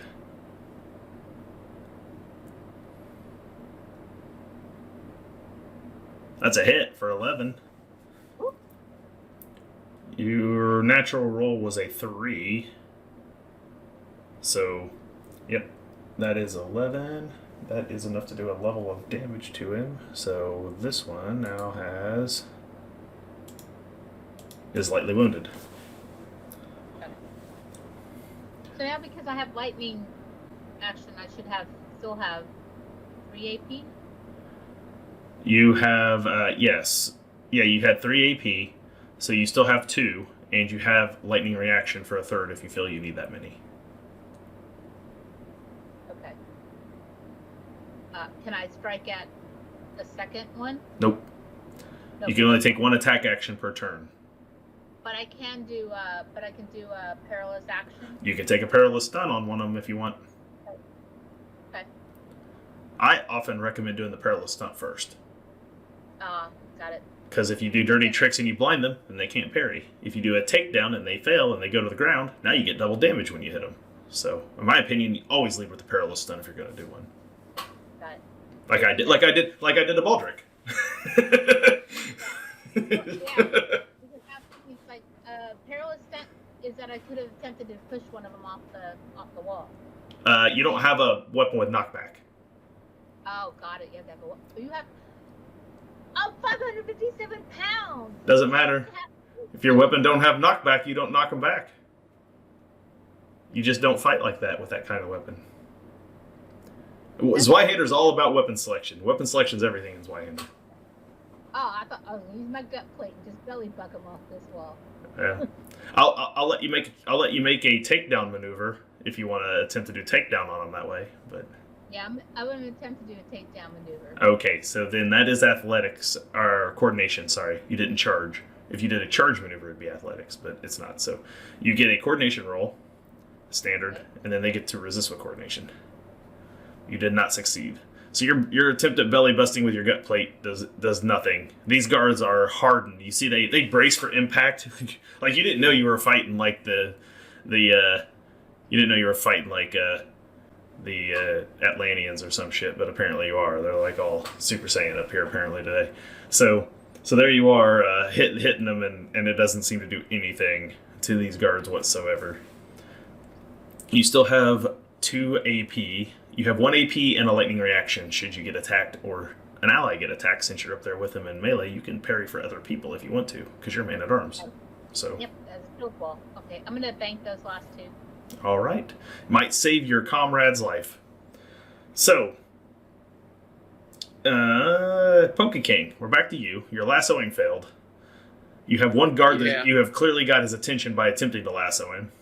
What would you like to do this round, Pumpkin King? I'll say, did I say hands? I meant hammer in the truth, and I'll pull out my cudgel and take a swing at him. Oh, there's a cudgel. Now, a cudgel has knockback. That it does. And that is a hit. It is light, powerful, and weak. All right, so let's see. You did 10. So that is enough to do 1 level, because they're under Litany of Hatred, so that makes their damage threshold low enough that you do 1 level. So he has... lightly wounded. He has to resist toughness or be knocked back. Oh, a critical fail. He is off the wall. So, boom, you hit him, he stumbles, falls over the wall, and you hear, oh, as his flange mace goes flying, and he tumbles to an unfortunate demise. Oh man, I have Vim and Vigor. I should have been taking opportunity attacks on the parries. Damn it. Oh, that's right. See, I thought you had... I forgot what it is. I was thinking you had something, but you're right. Yeah, you get an I gotta opportunity write this. attack. Gotta You write get an this all down opportunity again. attack. That's right. Blade Dancer gets opportunity attacks when you parry. Yeah. I thought you should be deadlier as a dandy. You know, I was thinking there was something you were missing. Well, it'd help if I wasn't rolling 80s and 90s. It would help if you parried. And if I made a parry. It would help if you parried. Those rules I'm might going to come move up to the guy next to the Deadly Dandy, and then I'm going to try to take him down. Okay, that's an excellent idea. So do your takedown maneuver on him.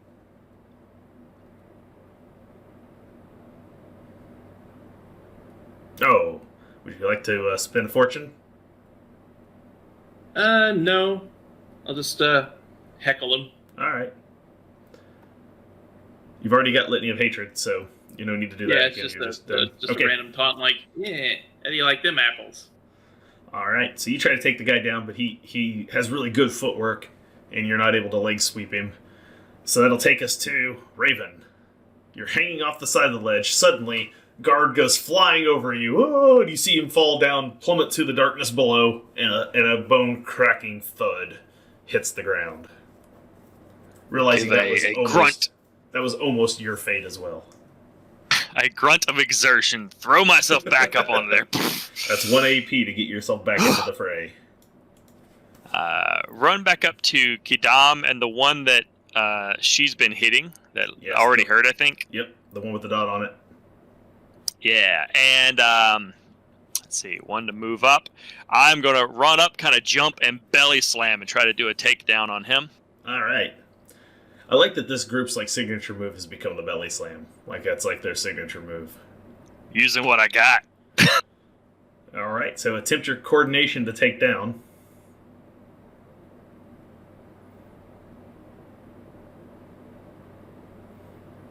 Oh. You belly bust right off his shield, and these guys are stout. You boom. And that worked. That worked on those guards at the Jabberwocky.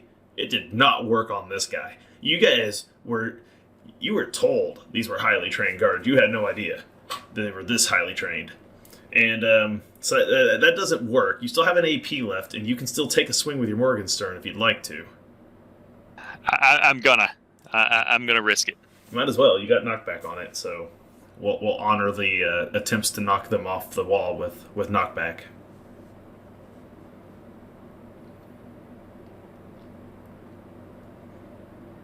That's a miss, though. Would you like to re-roll that with a fortune? Sure, why not? You might as well. It might be your best chance at just getting rid of these guys at this point. Yeah. Finally. All right. So 9 damage oh yeah, that's exactly what you need to do. Okay. So you do 1 level of damage to him. So that moves him to moderately wounded. So let's first, before we do any excess rolls, let's check his toughness to see if he fails. No, he does not fail. So he does not get knocked back like his ally did.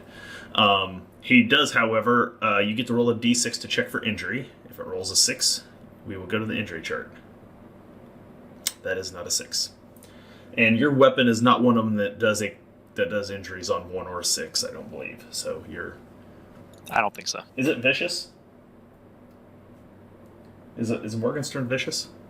It should be on the thing. Yes, it is. Add an extra d6. It's right there on the weapon. I forgot I put it on the weapon, see?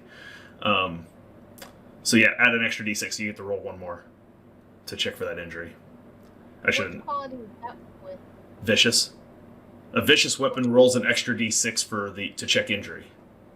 Oh, so like my mortuary sword. Yes, you would roll it anytime you can check for injury. You roll an extra d6. That did not help you out though. So No injury. You do a level of damage. We move back to the top of the order to Deadly Dandy. Deadly, you're on your feet this time. You don't have to spin to get up. So you've got a full set of 3 AP plus a lightning reaction still at your disposal. All right, I'm going to aim for 2 AP because that's my Leaf on the Wind. Yes.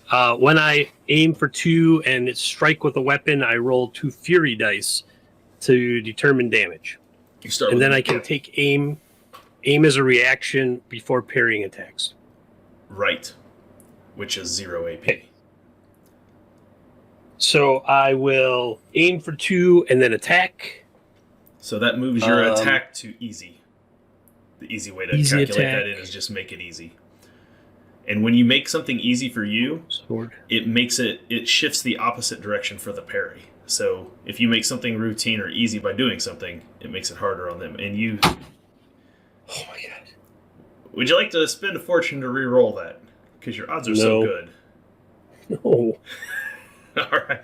So you take aim and you take a really nasty looking swing at them, but it comes up short. And they're going to go ahead and... that was your 2 aims, your swings. You still have lightning reaction. You still have 1 if you need that. Right, which I'll use for parry. Right. Which you have to use for parry if it comes in. Okay. It is the guards. It says dodge or parry, but... Yeah, you're not dodging because no one's shooting ranged at you. Yeah. So the first one up there at the top is now dealing with Raven, who and he's going to attempt a guile maneuver for dirty tricks.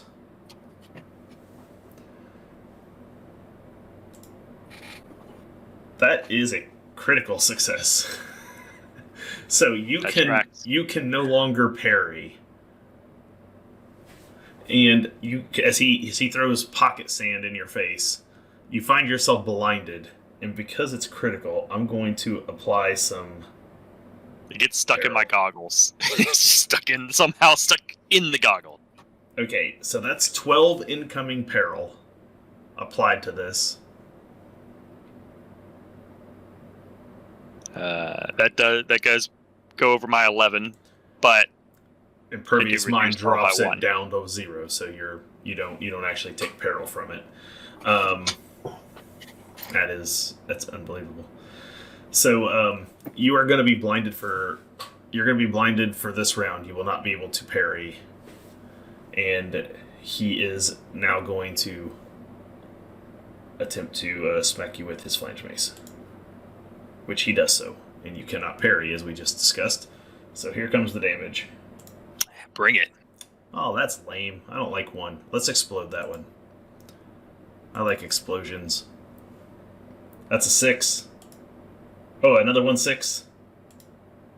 And 3. So 6, 6, 12, 3 is 15 plus 7 makes it 22. 22 incoming damage to you, sir. Would you like to spend a fate point? What can I do with the fate point? I don't remember. That makes that whole attack I just did miss. Oh yeah, I'll do that. All right then. I've got 2 of them. And, Yep. This is not going well at all for us. No, you guys are in trouble. So yeah, you spend that fate point, and that attack goes wide, and all the effects that would have come from it miss. The good news is you got an extra fortune point back. All right. So, second inept guard. I love that I call these guys inept guards now. It just makes this whole thing that much better. The second inept guard. You guys were thinking it was going to be like stormtroopers, didn't you? No. This is going to attack Kadam, who has been engaged in combat with Kadam for most of the time here. I know I don't want to see the elite guards, that's for sure. And they hit. Kadam, would you like to parry? You have a lightning reaction. Yes. I have 2. You have 2 AP and a lightning reaction. Yes. I'll do that. So you'll spend the first of 3 potential parries. Okay.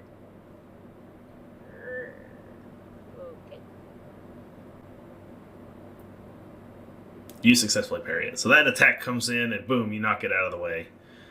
He's going to use his second to attempt dirty tricks on you to blind you, now that you're parrying things.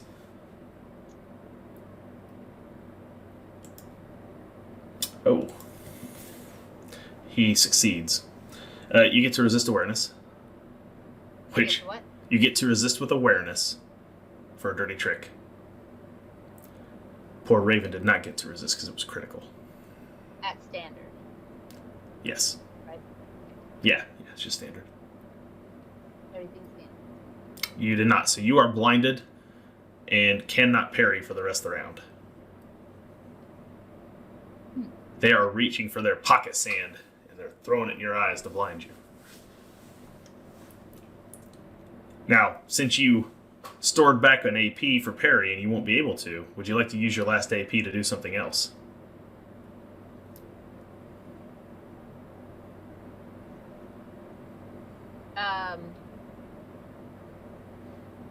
What? Since it's actually not my turn yet, what can I use my AP for at this point? Since I can't parry. You already did an attack, right? So, I mean, you got a perilous stunt you can attempt to do, or your preacher did not succeed at inspiring words, so you could give some inspiring words. Or you could just hold on to it and just eat it for this round. It's not going to maybe help you that much at this point. I can try to do a takedown, though, with that AP, can I? Yes, that's perilous stunt, yeah. A perilous stunt, okay. I will do that. Perilous stunt. Then that be coordination? Yes. Yeah, you failed. Alright. That was a good try, though. You still got lightning reaction, but it's just not going to do you any good at this point, because you can't parry for the rest of the round. So, that'll take us to the next guard, who is on Dandy. And he will line up his shot. Wait, let me guess. Pocket sand. No, he's just swinging. You haven't parried him yet. What? They only pocket sand after they Parried. get parried. If you parry, then they'll pocket sand you, so that you can't parry I the next tried. one. Why don't you go ahead and make that parry? You get to aim. I do get to aim, so it's routine, right? That's right. It's been a Let's lot. see if this works. No. Oh, for fuck's sake. So close. Would you like to spend a fortune to reroll that? No. Man, I'm giving it back to you guys. I'm being generous. All right. You are at grievously wounded, so any level of damage will cause you to have to spend that additional fate point. I thought I already did. Oh, I do have No, one you more. got 2, so that's going to be 11. 11 damage, right? Yeah. So on your damage threshold, I am slain. then you will spend a fate point. Now, if you Says get hit you. again- now you'll be slain if you get hit again. Oh. But I'm on slain now. Nope, you're still at grievously Grievous. wounded. Yep, still at It grievously was wounded. grievous. It just went over. Oh, I see. Because you're making me burn that fate point. Can't I just resign myself to death? If Bow you really out? want to, but it's going to be a very boring hour and a half for the rest of the game for you. If you, we'll be down I'm to just 3 going to take a vigilantes picture for of the rest myself of in OBS, and I won't be here. My name should have been the Deathless. the Deathless How Dandy. many times can you avoid death? How many has he got left? It's going to be a long rest of the game. Get that fate point back. Not soaking up any more hits for y'all. No. That takes us to that's it for those guards because the last one's dead. So that brings us to Kadam. You get a fresh set of AP. You are blinded at the moment, so any attacks you attempt to make will start at challenging. It's not as bad as being prone, but it's not fun. You're. Yeah. So, I'd like to know if I could do a perilous stunt. You sure If can. I'm- What's that? You sure can. Do I have my own sand, or is there sand on my feet that I can just, as I'm just staggering, I can just throw back at them? You can attempt a dirty trick if you want to do the same thing to him. Everyone in the game's apparently got unlimited pocket sand because you can just do dirty tricks at any point in time. You just describe how you do the dirty trick. You can kick dirt. You can, you know. I'm gonna my bag. I'm gonna reach in my pocket, pull out one of my little honey pots, and just toss it, just like fling it at him. Yeah, I was gonna say go for the old Ric Flair eye poke. Yeah, When they- I'm just gonna go. I'll just go for it. All right, so it's a guile check to do a dirty trick. File check. Guile check. That's what I've not used yet. Oh, there we go. You can do it. Come on, Kadam. You did it. Yep. They got to resist with awareness, which is not their strong suit. Oh, critical success. So you poke them in the eye, and they do not seem phased by your eye poke. These are the most hardened guards in the history of guards. You look down, and you didn't realize it at first, but now that you see on their insignia, these are the elite guards. Who knew? They were out on patrol on lunch break. They were switching shifts, and damn, you ran into some elite guards up on this wall. You bastard. Didn't change the stats at all. They're just mean enough. I decided they are. OMG. All right. They're inept doesn't mean they are the inept guard. That's right. They make everyone they've run into look inept. They were demoted. Okay, so that was your first AP, Kadam. You have 2 more. That's cool. You got Daniel in chat trying to pray to the Roll20 gods. Dude, seriously. I mean, that was an epic moment. It's not that they're inept. They make everyone else inept. That's right. Smart Alex. Right. I'm going to take my friggin' mortuary sword. All right, you spend 1 AP to switch weapons. So you pull that mortuary sword. You mean business now? No, I had the mortuary sword already. Oh, you do? Oh, okay.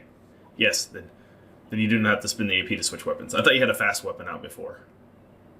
At the very beginning, I did have the spear at the Right. first, and then I put that away and used the mortuary sword the last.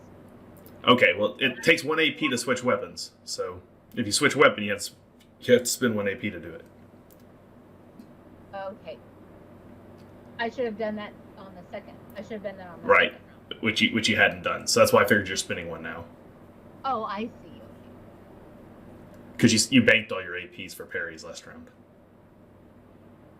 Right. This is actually the round before that. But yeah. Yeah. Okay. No problem. I will. So I'll use 1 AP to pay off for my switch, and I will go to my mortuary sword. Come on, where are you? Let's see. And roll that, and this is a vicious weapon. If you do push him... Oh, critical. All right. So you get to start with an additional D6 damage. So roll 2D6... Or an additional D6 for your damage. You're at 11. Roll another D6. Okay. 2. So you're at 13. So that pushes a level of damage on him. Okay. So that pushes him to...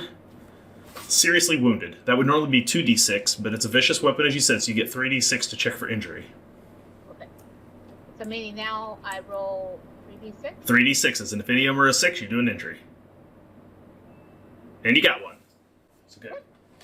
And you get to do, because you're all vigilantes, you all have more mortality work, which is the feat for being a vigilante, where you do 2d10 plus 2 peril every time you inflict an injury. So to keep that in mind, vigilantes, when you hurt people, they get super scared of you. So 365, of course, is our injury chart. So let's see what the injury is first, and then we'll worry about the peril.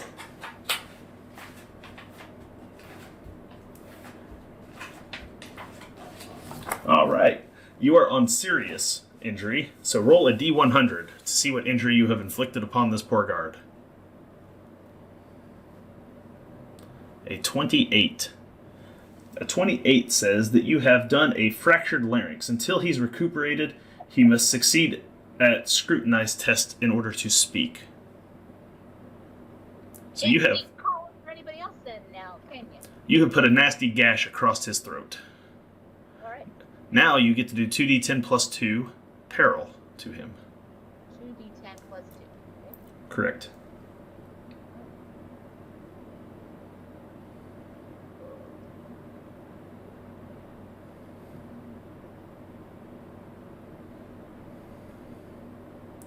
So that is 7.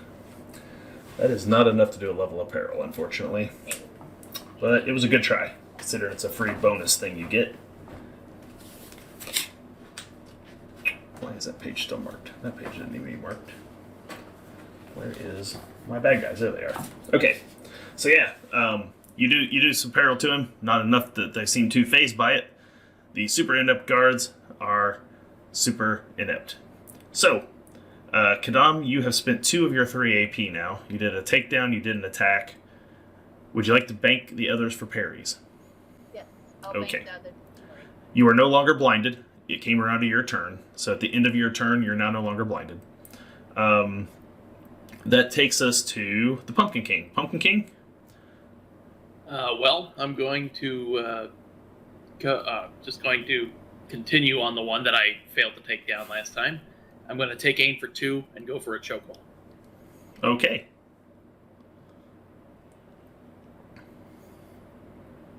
Successful. So you get the guard there by Dandy, and you get him in a chokehold. And I believe for chokehold, he has to resist with toughness, right? Chokehold says... Perilous, not chokehold. You make an athletics. He must resist athletics or be choked. He suffers a d10 plus your bronze bonus peril immediately and on your turn when maintained until he resists. Yep. So, okay. So he will resist with... Yes, athletics, right? Yep. That... Ooh, that'll be close. 45... And I did take aim for 2. Oh, you did. Okay, so yeah, that'll do it. You have him chokeholded. So do your D10 plus your bronze bonus. Ooh, nice 9. You have reduced their peril threshold by 1 because of Litany of Hatred. So you do in fact land a level of peril on him, moving And him. I'm just going to laugh in his face as I choke him. You start choking him out. He will have to resist on his turn. Or he will take more peril next turn when they come back around. Do you have any other AP? You aim twice to do this, so you're spent. I put You're everything cashed. into it. You're cashed out. Okay, so that brings us to Raven. Raven.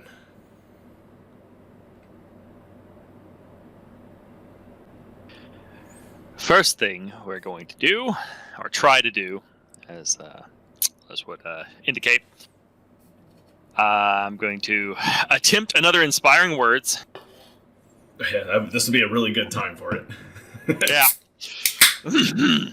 I know things look dark, but the Raven is with you. We'll see. I like how defeatist Christopher has become already. He wants death so badly. Hey, you made it by the skin of your teeth. But that is a flip to succeed and a critical success. So everyone gets to add 2 to their damage and peril thresholds. Would have been nice if I'd done that, succeeded on that earlier. That might have helped a little bit. So 2 to damage and other thresholds, and I will now. The one next to Kadam is still standing, right? They're all 3 still standing. No one has done any takedowns. Yep. We're gonna do it again. The belly bump How do takedown.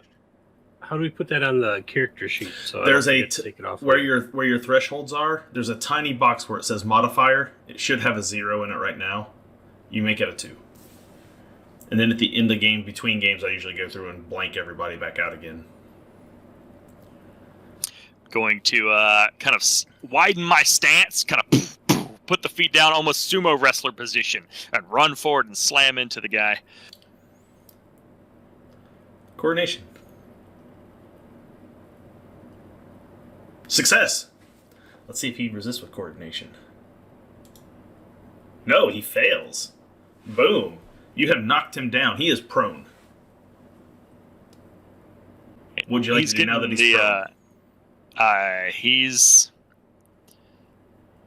Screw it. He's getting the Morgenstern. Give him the Morgenstern. It is an easy attack because he's prone.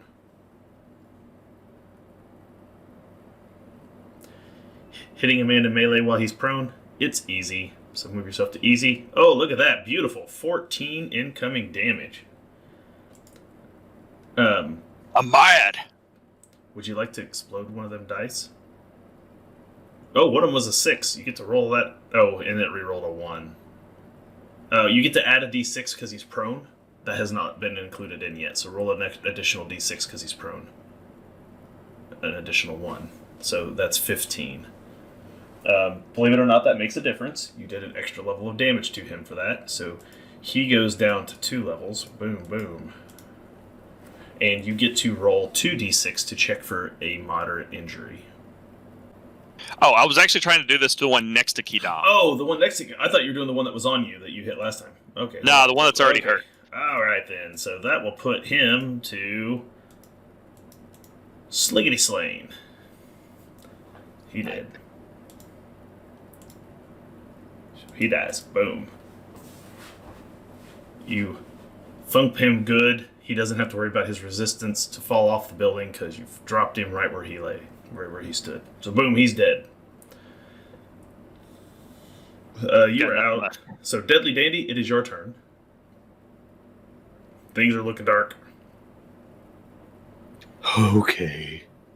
I'm going to do the same thing I did last time, which is a 2 AP aim. And then if I hit, it's 2 Fury dice.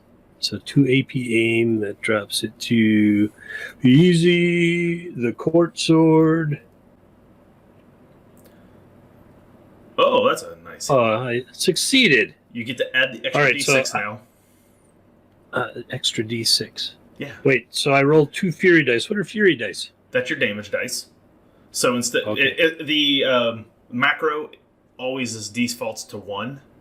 So if you have anything that allows you to do an extra d6, like charging, or in your case, a class feature, or knocking them prone, I tell you then to roll an additional d6 that I add to it, like I just did for Daniel's attack. Well, it says roll 2 Fury dice and select the better of the 2 to determine damage. Oh, So- you don't get an extra. You have to roll. Okay, so roll a d6. Right. You rolled a 3 Okay. for your damage. Plus 8. So you rolled a 2. So 11 sticks. I'm sorry. I thought Okay, you were saying and you got to then- do an extra Fury die damage. You get to roll No, 2, no. take the best. Okay. And then take the, yeah. Okay. They have to resist a disarm, Ooh, nice. and then they have to resist or bleed. Okay. They do resist the disarm. Okay. Resist toughness or They bleed. resist is an the bleed. action in combat. What? Resist is an action in combat, is it not? Against perilous stunts like disarm, it is not. You get to resist for free. It's a 0 AP action. If you look at the combat actions list, you'll see resist is listed as 0. So they resisted No, the disarm well- and the bleed? Well, no, Yeah. I meant it's not one that costs action, but or action points, but it is an action. Yeah. Huh? Okay, because I have this guy in a chokehold, so he can't take any actions in combat. Oh, I see. Oh. Yeah. It's a reaction. It's a reaction. So it's a resist. So yeah, he can't take an action, but he can take a reaction because you get those for free. So, yeah, you're right. He still has to break it on his turn, or he can't do anything else. So, you hit. You did some damage. That puts another level on him. That gives you 2d6 to check for injury. All right. Neither of those are injuries unless you want to spend a fortune to make it so. Nope. Okay, then. So we will... That is And then all. I, of course, You parry. You have one lightning reaction you're hanging on to. And a free aim before the parry. So it is the inept guard's turn. First inept guard up there at the top has... He's completely fresh. There's nothing he can do. He's going to attempt to take down on the Raven. Because he is outnumbered. So he needs to even things up by taking one to the ground. That is a miss. I will spend a misfortune to repeat that. Because I'm not afraid to spend my stuff. Where are they? Oh, there we go. Are these robots down here? Yeah, don't worry about them. Where's the misfortune point? Am Uh, I missing something? oh, it's on the overlay of the stream. Okay. So you guys got 4. I have 2 misfortune at the moment, just as an update for you. So that puts us at. You have to resist coordination there, Raven, or be taken down. And you do, so you're not taken down. So he tries to take you down to the ground with his shield. You saw how that worked on Dandy, so you were able to, they're all trained the same. They all try the same moves. So And take down the corpulent dwarf. Yeah. Well, they gotta do what they gotta do. But that doesn't work, but he can still clock you with his flanged mace, which he says, of course, next maneuver. And that'll land unless you parry it. I don't have any points for parry. Oh, well, that's unfortunate. Kadam? I would like to. Would you like to use your class feature? Oh, at this time, yes. You have 2 parry. Yeah. That's, So you're gonna shield wall. right. Yes, shield wall. You can attempt the parry so that Raven does not get hit. Will do. Yes. Because he's standing next to you in combat.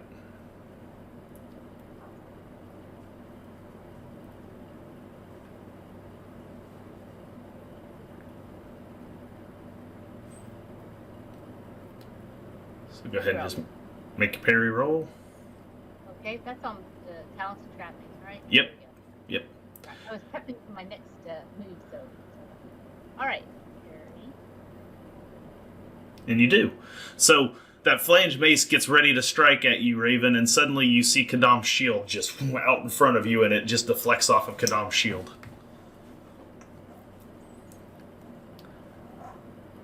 That'll take us to the other inept guard, who has to attempt to break that chokehold. Oh, does not. Horribly does not. I'm going to have to give you guys back another fortune point just to try to do anything with this guy. So you get another fortune point back, and I'm going to try that again. Oh, critical fail. Go ahead and apply 2d10 plus 2 peril for his critical. Outstanding. As his attempts to get free, you put that chokehold in deep. He's going to not be able to do anything else for... Oh, that was a horrible roll, though, for as much peril as you were going to put on him. It will do 1 level of peril, so that pushes him down to where he loses a skill rank. So that is kind of important. He is now down a skill rank. And he has no more actions. There's nothing else he could do because you got that chokehold locked in on him. So that'll take us to Kadam's actual turn. Okay. And probably just save the Deadly Dandy's life. Sounds great. All right. So we've got 3. We still have 4 left right there in melee. Nope, 2 of them are dead. They got big X's through them. You only got you got 1 on front of Dandy that Pumpkin King has in a chokehold, and you got 1 that you just stopped from hitting Raven. So as part of that action of me stopping, trying to attempt to stop him, going in front of Raven, I am going to do a perilous stunt to attempt to disarm him. Okay. Okay. Go for a coordination. Okay. Ooh, that doesn't work. You try to disarm. Disarming doesn't seem to work. Okay. Well, I'm just going to take my mortuary sword and strike at him, see how I can do. Yes, sir. That worked. You did another level of damage. Are you hitting the one on Raven, or are you hitting the one that's being chokeholded? The one on Raven. Okay, so that's the first level of damage on him. There is no injury at this point. So you are... Mortuary vicious. Yeah, but you have to actually get them to a health level where injuries can happen before that kicks in. 1 level's not enough. You got to push him to the 2nd level before you start checking injury. Got it. Okay. All right, so you have 1 left to bank. I'm going to bank it. And then you have lightning reaction. That's 2 parries still if you need it. Pumpkin King, I keep that. Okay, got it. are you going to maintain the chokehold? Oh, absolutely. Spending all 3, maintaining and dealing more. All right, you only have to spend 1 to maintain. So just roll your peril, your D10 plus 1.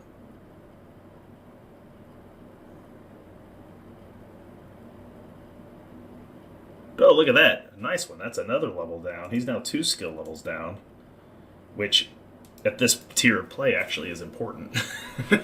So that's that's actually very important. So that chokehold, you've got that thing in there good, and you're putting this guy out. Who knew the Pumpkin King was a wrestler? Who knew?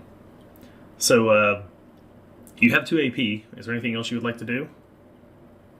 No, I just want to whisper. I just want to whisper in his ear. It's okay. Go to sleep. Okay, so you whisper in his ear, "Go to sleep," and you hear something whisper into yours.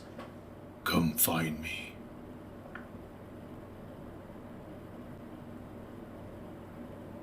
Well, all right then. Set me free.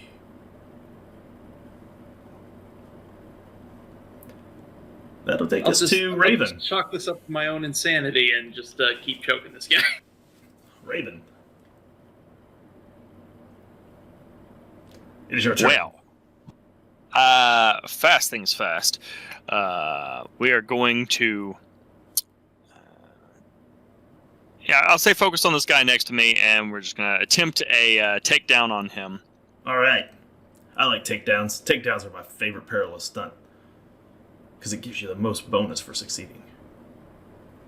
Oh, look at that. One I would best that. Let's see if this guy can resist. No, he fails. He is down. Hit him. And do all he's that going to extra get damage. clocked by the Morgenstern.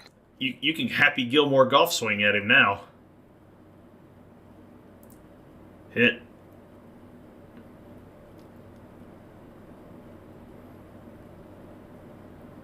Oh, the critical failure. Oh, the critical failure. All Oh, those exploding dice. Too. oh, and all that damage that didn't happen. Oh, that's horrible. Hey, Going so well. hey, no. You didn't do this right. You didn't do it right. He's prone. You knocked him down. That makes it an easy attack. That adds 20 to your target, making it 76. You critically succeed.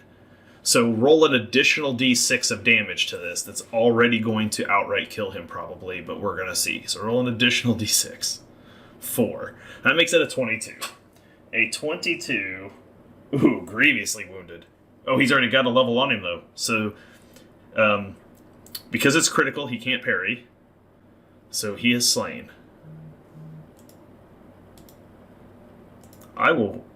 He can't resist the knockback either. So you hit him, you knock him to the ground, and you baseball, like golf swing at him, essentially with your Morgenstern. Just boom, hit him in the side. You feel all of his ribs crack, and he just flies off the edge, and he takes a similar plummet down to an untimely demise at the bottom, leaving only the choked one left.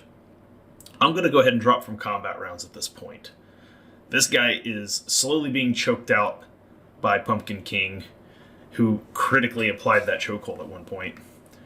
And at this point, is there anything you'd like to do with this guard prior to him passing out? Toss him off the wall.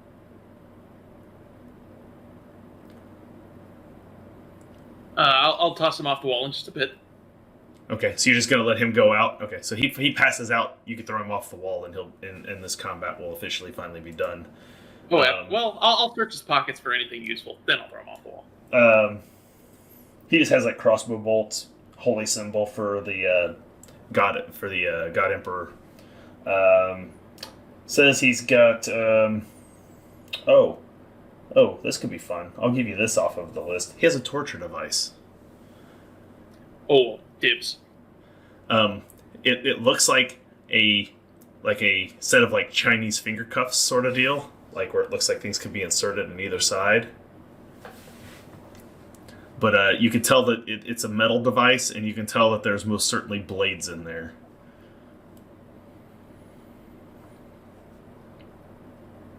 So just put that on your loot as a finger cuff torture device. Oh, absolutely. Glad it's for fingers. And, well, again, we're going to go ahead and you guys are only have one fortune. I only have one misfortune, so I got to fix it on this screen real fast to reflect our current status. There we go. Okay, so we're back. Combat has ended. Guards falling from the tops. You guys are all, well, Dandy's looking pretty rough right now. He got beat pretty badly. You very quickly have to make your way into the palace proper through the guard towers where the guards just came from, and that'll put you inside the edge of the palace where you can find somewhere to duck off for just a second. What would you guys like to do next? Find a medical facility. I was going to say, I'm assuming I can do a little bit of something about some of these wounds. It takes 10 minutes to do a heal check, so you can take 10 minutes and attempt one in-the-field heal check with a bandage. He is grievously wounded, so that would require a... And I'm a bleeder, but I have 10 bandages on me. Oh, so he needs 2 bandages, because, yeah, that's right. He needs 2 bandages applied. So... well, no, it says... oh, is that if you're bleeding, though, right? No, it's... Right. Here it is. Whenever you are treated with a heal skill, a caregiver suffers an additional -20 base unless they expend an additional bandage during treatment. So Okay. So it's either a bandage and -20 or 2 bandages, and I'm like, whoosh, I have a bandolier. I have a bandagolier. he already starts at hard, so that would make it an arduous heal check if you don't spend the extra bandage. And which I have 10 of them. I that was the one thing I bought. I learned this in Clown College. So you take 2 bandages, you can apply 2 bandages to him, it's still a hard check. So even with the 2 I'm bandages... assuming we want to spend the 10 minutes to do that. I assume you do. He's like, just leave me behind. Whatever. Just leave me to die. Well, no one's saying no, so I'm going to. His hard heal check. His alignment is good. enlightened detachment, so he's like, whatever. Okay, so you gain 1 health level back. So you're now only seriously wounded. Only seriously. And Does anyone still have ignore 1 skill rank too. So anyone have a laudanum? No, I'm out of laudanum. Kadam, would you like to administer a laudanum to the dandy? Would dandy take a laudanum? I don't think he would. It's better than dying. It I'm will. putting that in my mouth. Get out of here. For a living. Opium and laudanum. Yeah, you got a laudanum. Opiate seeds make laudanum. So if you have somebody with alchemy, you can use opiate seeds to make a laudanum.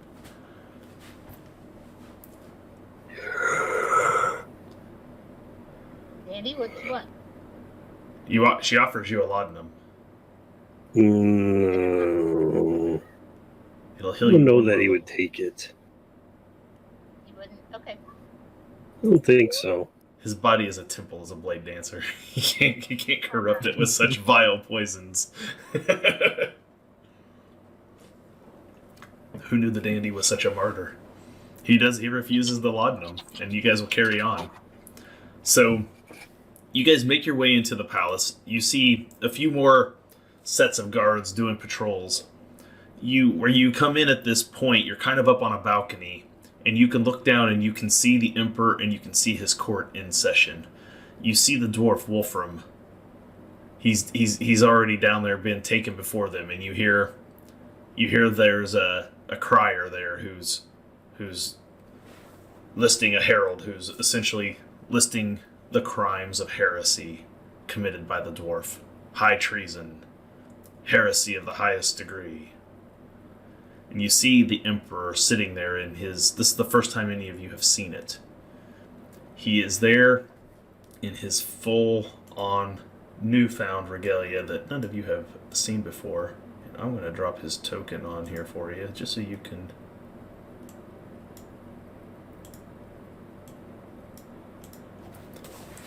You see that sitting at the throne. It looks as though it is the most ornate set of full plate armor you have ever seen.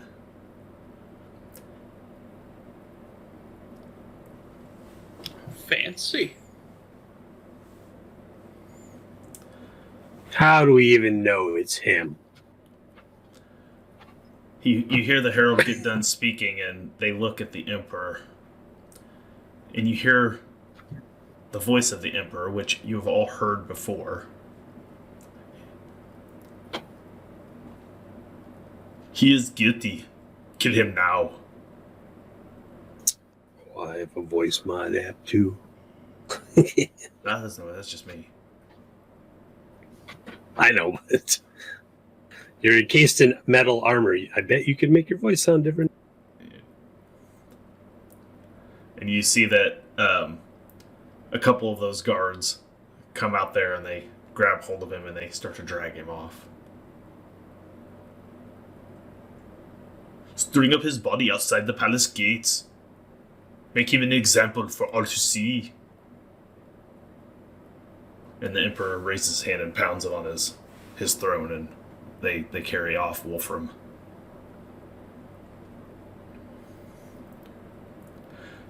I'll give a silent wave to Wolfram. Make a- he'll see it, and then No. From your guys' vantage point, you have a very routine awareness check that you guys can make.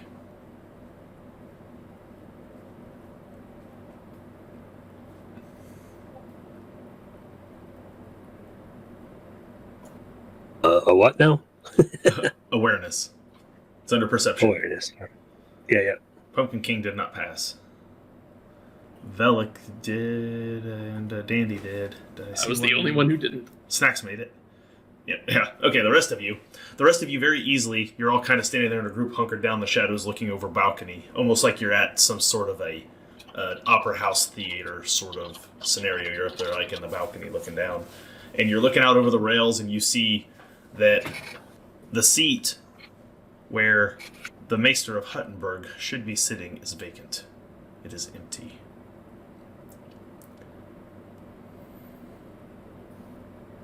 Oh.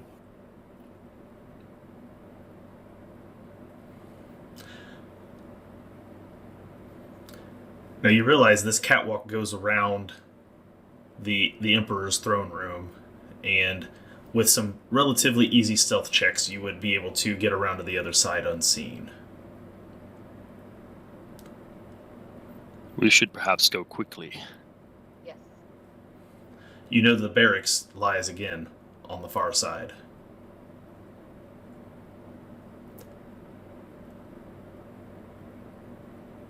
Well, not Guess the we're barracks, gonna sorry. Start.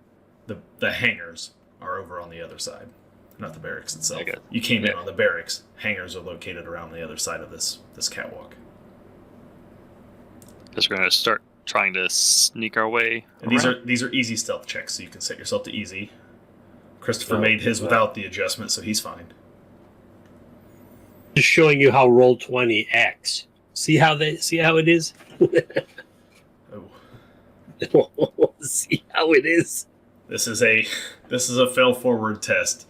So as you're bumbling around up there, you're going to take some peril for. Shh.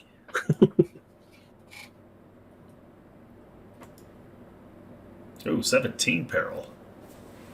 17 incoming peril.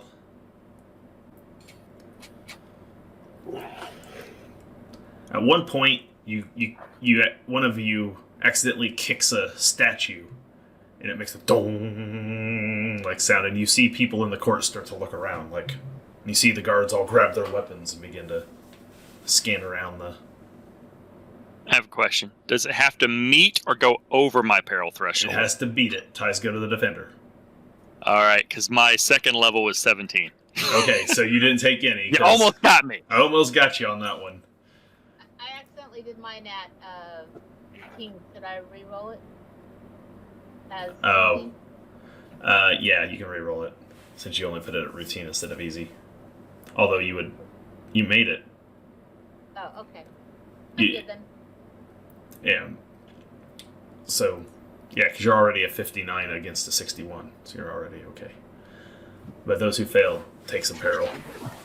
And that'll get you around over to the other side. You make your way through a set of doors. You come to like a long kind of a palace corridor. There's, tapestries along the side.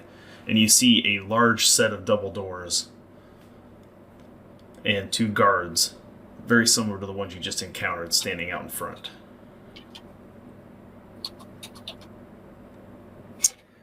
Well, we're dead. Can I sneak up since I'm already stealthy? Yep, you're stealth. Can I sneak attack? You can make an additional stealth roll, and if you do, you will have surprise, by which they will be deemed helpless. And you do it. So I will give you a round of surprise as a group. And if you can, they're helpless, so they do not get any parries, they're defenseless. You can do one of 2 things. This is a really good opportunity when they're helpless to attempt the perilous stunt of knockout, where you just knock them out directly. Or by attempting to hit them for damage, if knockout fails, you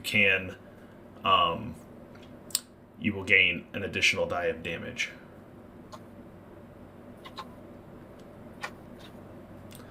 So that's athletics to do knockout. I was trying to open that combat action thing, but it won't open for me right now. That's just deadly or the whole group? Whoever makes if anyone else goes and can make the stealth check, then 2 of you can do it. But if you fail, you're going to blow surprise.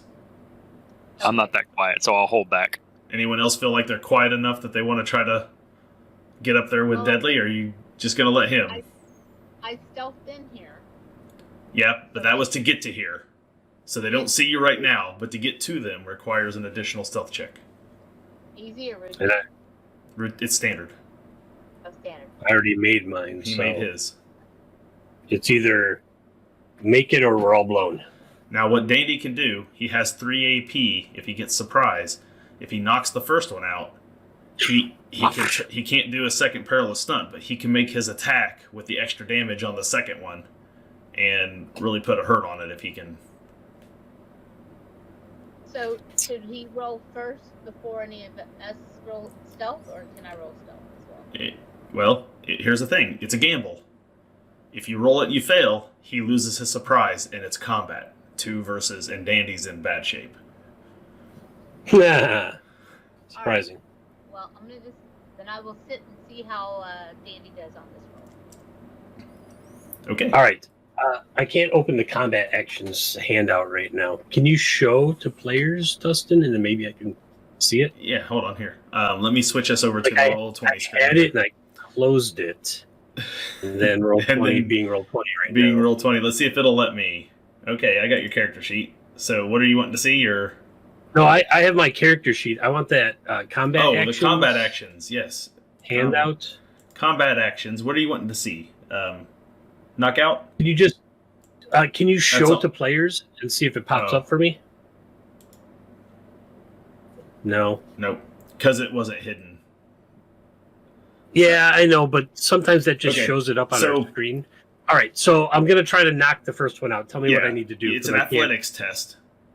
He's helpless. He'll be left unconscious for your BB worth of turns, and he suffers 2d10 plus BB peril. And this is a standard? Yeah. You got surprise, so you just get to surprise! Bang! All right, so boom, you knock the first one out. Boom. The other one is reaching for his weapon, and you have 2 AP left. All right. I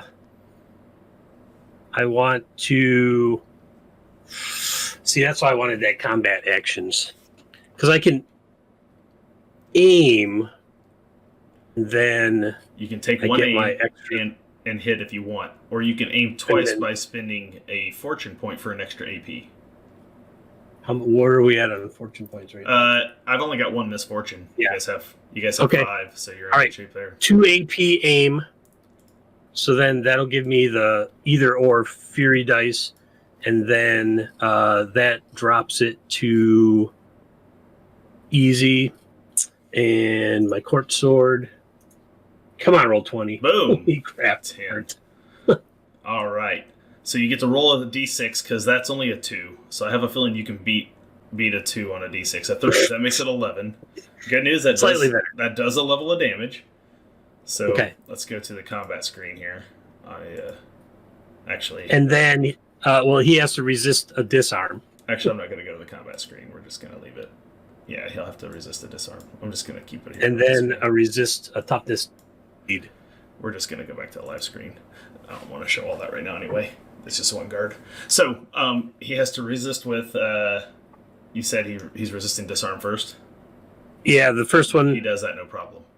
He's not disarmed. Okay. And then bleed? But then toughness or bleed. Or start bleeding. Oh, yeah. Like a champ. Come on. Come on, Dustin. I have rolled like hardly over 20 all day today. Like, all the good rolls belong to me. So you don't get any cool special effects, but you did do a level of damage. So at this point, this guard is now he's got a set of AP. We're going to stick with the initiatives. We're going to go ahead. Kadam, you get to go next.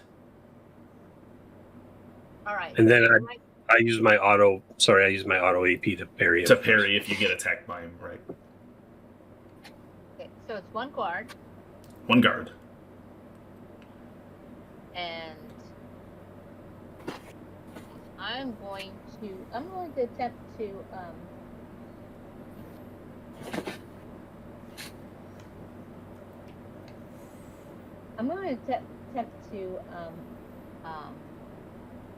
I'm looking at my athletics versus my coordination.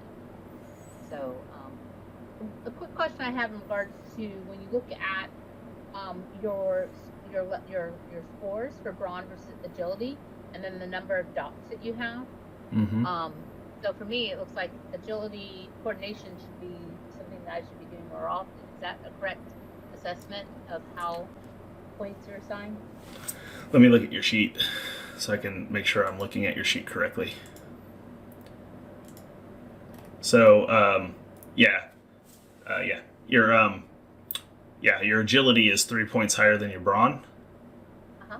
And coordination you have a rank in, so you're at effectively a 51 for coordination versus anything brawn related, you start at 38. And if you have a rank in it, then you're 48. If you have 2 ranks in it, like Intimidate, you're at 58. Yeah. Okay, I'm going to go ahead and attempt to take him down, use my first AP as a perilous stunt. Okay. That is an excellent maneuver. So do that. Oh, you did it. Let's see if he resists, because he gets a free resist for that one.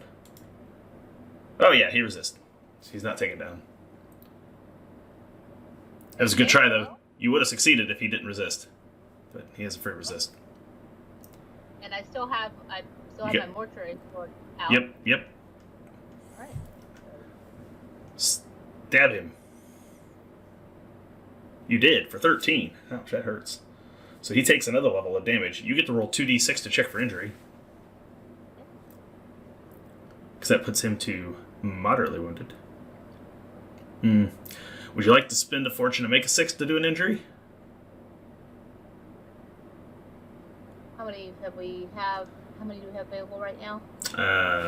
You know what? I forgot to work that one. You guys have 4 available. I have 2, because he spent 1 to double aim. That'd put us at 3 and 3. Yeah. I'm going to spend a fortune if that's all right with the party. Okay. You spend 1 to do an injury, so that makes one of them a 6. You get to roll a d100 on the moderate injury chart.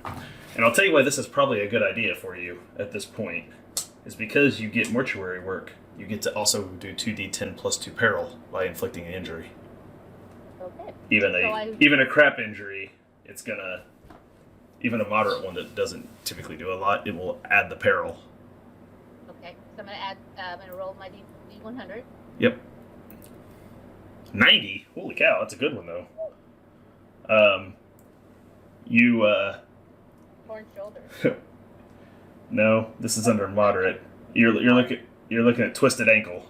So you hit him with your mortuary sword, and when you do, he spins around and it twists his ankle. His movement is reduced. He won't be able to hardly get away if he tries to flee for any reason. Now you get to do 2d10 plus 2 peril. Okay. Oh yeah. And he suffers an injury, so that is... Okay, he is down to 2. He's down a rank. So he's losing 1 rank off of his peril right now. For peril. So that takes us to Pumpkin King. Pumpkin King, it's your turn. Well, I'm going to try to throw a lasso around this guy's throat. All right.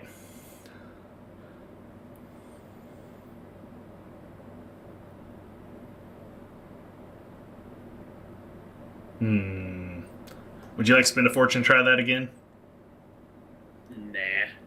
All right. So. I will move up to him, though, and then I'll just try to choke him with my hands. Okay.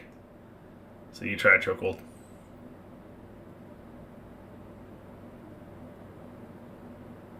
Nope. Okay. I'm just flapping at him. You're just flapping at him today. Raven. You're last in the lineup, but it looks as though your team has mostly taken out the guard. Is he still he's still standing, right? Yeah, because he resisted the takedown. All right. Well, we're going to give that another shot just to make sure I can hit. Takedown first.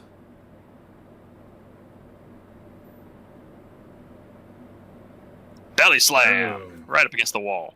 He gets a free resist. Oh, critical success. Ah. Huzzah! Because what else can you do, right? I mean, Guy turned his failed sumo career into a guard. so I'm boom. just going to clunk him on the head with the Morgenstern. Yep, hit him. I feel so bad that you're doing things Or the right not. way. You're doing things the right way now. You're leading off with them perilous stunts. You're going for the extra damage like seasoned Zweihander veterans, and the rolls are just bucking you. There's nothing you can do with that. So, yeah, that doesn't land unless you reroll.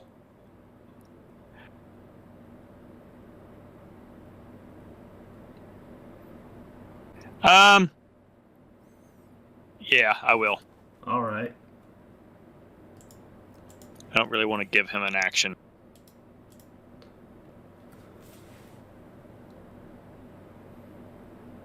Hey, There we go. All right. So you hit him. He doesn't have level He might damage. scream or something. I'd rather not. He is now seriously wounded. That is now 3d6 for you to check for injury.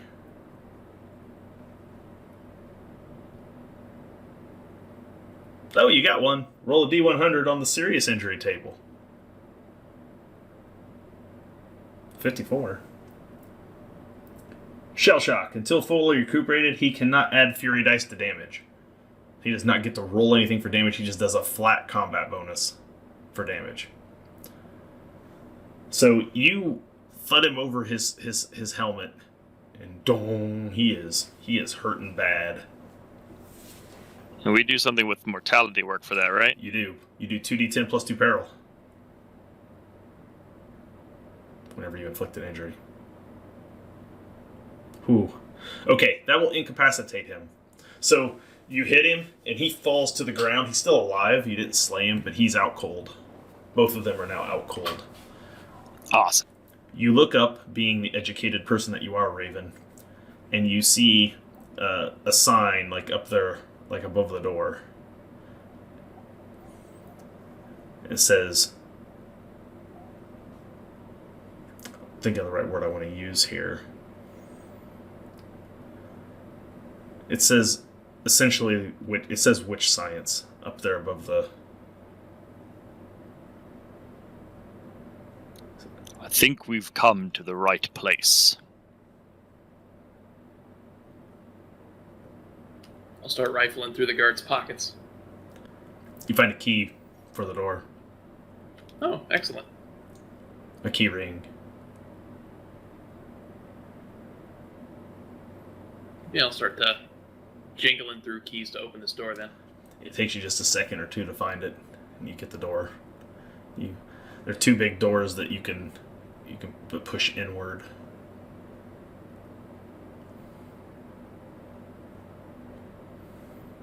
Would you like to do anything? Are you going to open the doors? Oh yeah, absolutely. All right. You push the doors open. Listen. You going to take a listen before they open them? Yeah, I'm like, All right, then. Oh. Routine awareness. I was wondering if anybody was going to, but... my God, people. I just put my arm on. I'm like, wait. Listen. Okay. Oh yes, I saw. Oh, look at that. You Holy put your ear up to the door and you hear people talking. And as Pumpkin King is ready to push the door, you like grab his wrist. You're like, hold on. You hear him. You hear the first voice. It says, "Welcome to our fortress." The second one says, it says, "I'll take some time to show you around." You hear a different voice, sounds dwarven. It says, "It's impossible to break these walls. Our steel is much too strong."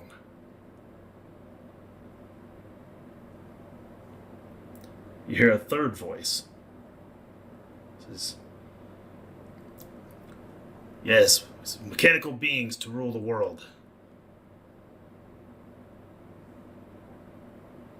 And you hear a fourth voice, clearly elven. Oh, shit. And instruments to see the stars.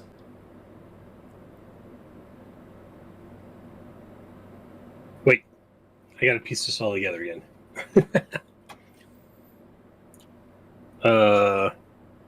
Welcome to our fortress. These walls can't be broken.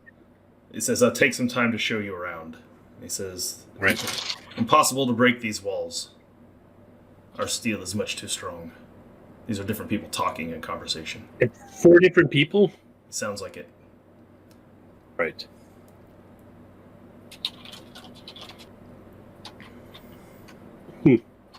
Welcome to our fortress. We don't know what kind of voice that was. You Human hear, or unsure. Do we recognize the dwarf voice? you don't recognize it, but you know one. You could tell one just from the gruffness of it sounded dwarven, and one sounded elven. The other two, kind of hard to tell. Take time to show you around. Our walls cannot be broken. That was the dwarf.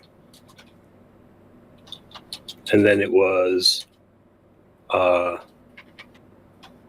says, "You see, our then steel the is elf. much too strong." our steel is And then that same Okay. elf said, "Mechanical beings to rule the world." And then the last elf says, "Instruments to see the stars."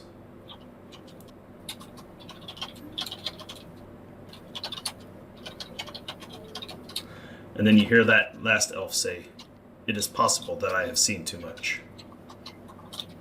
Oh. Pumpkin King, you hear the voice again inside your head. "Free me." Shh.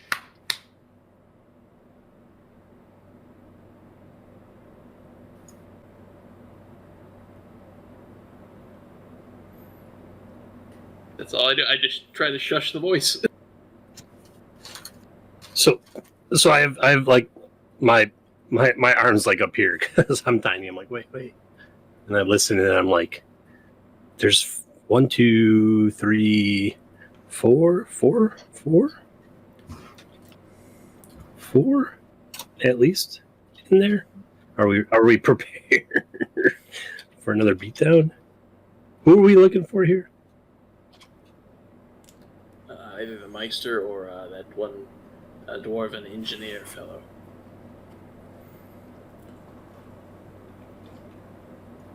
I think the dwarf is in there, the engineer. Our walls cannot be broken, he said.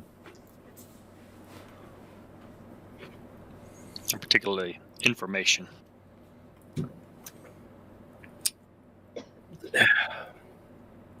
I mean, I let go of the Punk King's arm. I'm like, if you want to open the door, okay, but you might be bad for us. Yeah, the last time I opened the door too quick, it was bad for us. I'll lock the door just in case, and I'll give the deadly dandy the key ring. You hear the voices start talking again. You hear the other voice, one of the maybe human voices, it's hard to tell, says, "Foreign life forms inventory." And the dwarf voice says, "Is suspended state of cryogenics."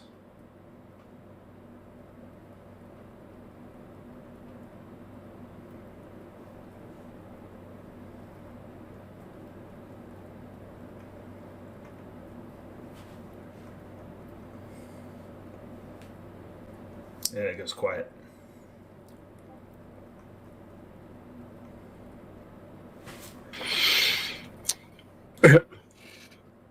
I don't hear anything else, so I'm like, take these keys, they're really heavy. Oh, sure. Yeah. Probably unlock the door now. I think they're gone, or maybe studying something. I'm not sure.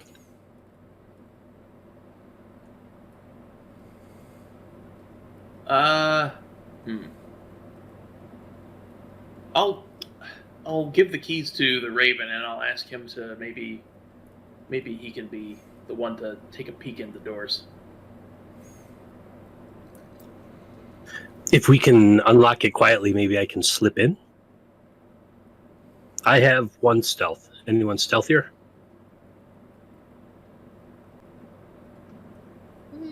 Not me. You all are going to have 1 rank because you're all vigilantes. Sure. The question is, do any of you have 2 ranks or a higher agility score? I have a 37 agility with 1 stealth. God dang, same. I got 45. You're high. I'm 41 agility. So Oh, Raven, wow. Raven I is thought I the was at the stealthiest in the bottom group. We'll just roll you in. He's a dwarven ninja. Where'd that barrel come from? I'm no barrel. They will hear me nevermore. I'll creep forward. While he's doing that, since he's distracted, I would like to make sure that the 2 guards are finished off properly. Oh, yeah, that's fine. Now that I'm not looking. Yeah. Exactly. So as Raven is going to go in, this makes this a standard stealth check.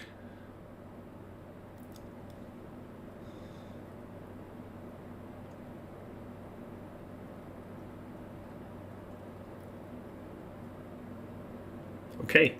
You slip through the door unnoticed. You leave the door just cracked enough that you can relay back to Pumpkin King. You make your way over to where there's some drapes hanging down, and you kind of slip in behind them and work your way over a little. You get closer, and as you kind of peer out from these hanging drapes, you see standing there a gnome, a rather scruffy, gruff-looking gnome, who's got a prosthetic leg from the knee down. He has a mortuary sword that hangs at his side, but he's not wearing armor. But he has a red sash that it looks like he wears around that has kind of just one pauldron on the side. It's not like a combat pauldron, just like a kind of shoulder pad, if you will, with like the tassels hanging off in one sash that comes down over a red sash that hangs down over the front and the back. Kind of connects down to where his scabbard is for his mortuary sword. You see standing there next to him, and I use the word standing loosely, you see what looks like the top half of a dwarf. The bottom half is in some sort of pod, and no less than 10, maybe 11, almost like octopus-like tentacle arms emerge from the pod that it uses, it looks like, to slither around.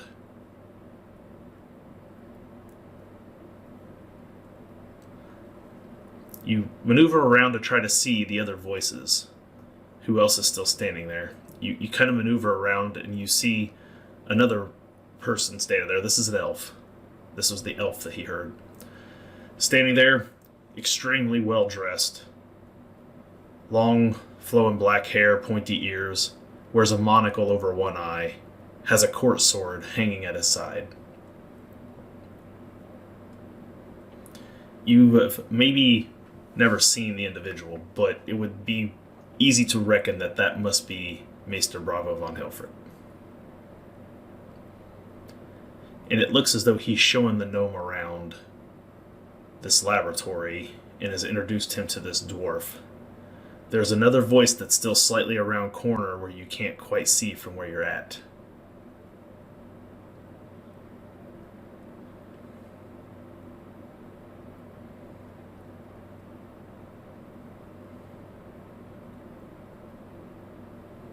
Can I see anything of what they're working on? Like this thing they've been discussing?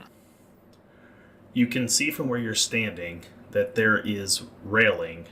This wall that when you walk in, there's like a short corridor, and then it opens to where is behind you because you have your back against that wall. It opens up kind of behind you, and it looks like there's railing that goes along, and it looks as though they're standing there looking over the railing.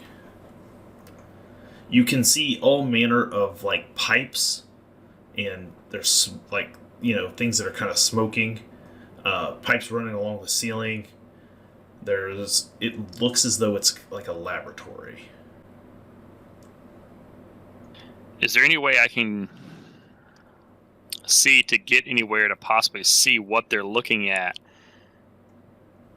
without just walking up next to them, or is there anything around that looks like maybe schematics or anything that I can see? You can make another stealth check if you want to, but to get any closer to them without being seen, it's now hard.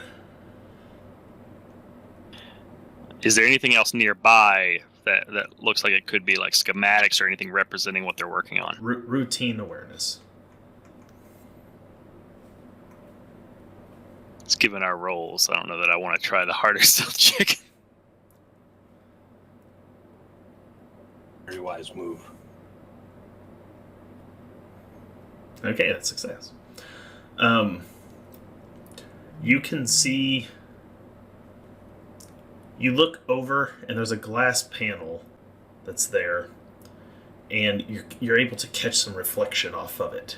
You kind of are able to look around and catch some reflection. And what you see on the other side, you see something large and green, and it glows. And it's roughly in the shape of a triangle. You can't quite tell what it is. You as a player, if you were to see this, you would think it almost looks like greenish colored lightning.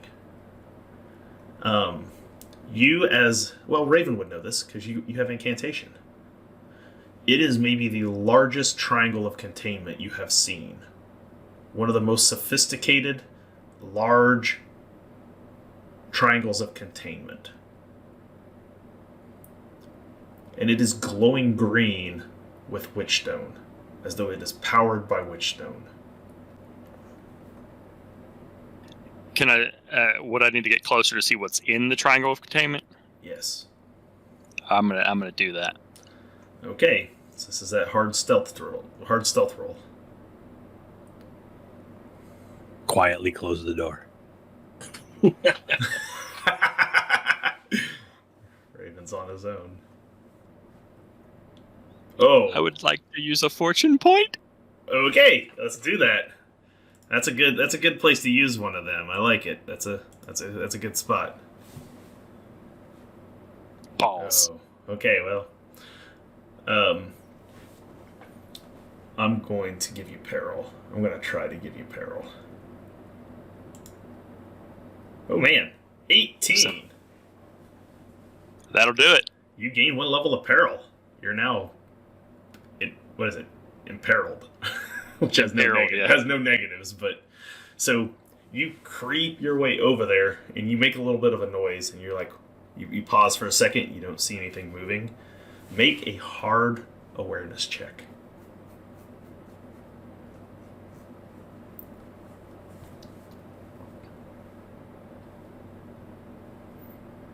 You fail. Okay. So you peek around the corner. Can I also make an awareness check to see if I heard the kunk kunk Yeah. Make a hard awareness check to see if you. I was like right at the door. Yeah, you were at the door. No, that's fair. That's fair. It wasn't hard awareness. It wasn't super loud.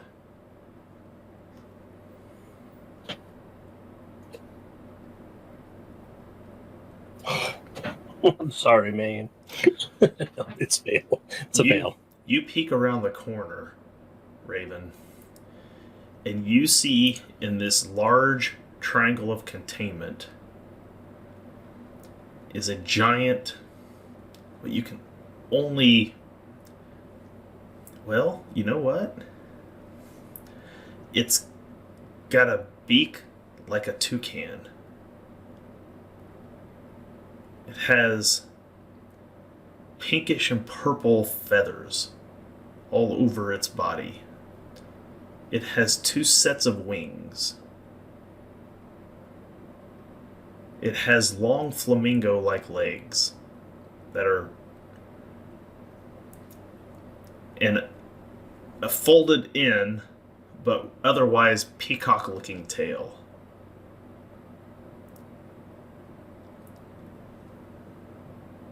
It looks like a bird.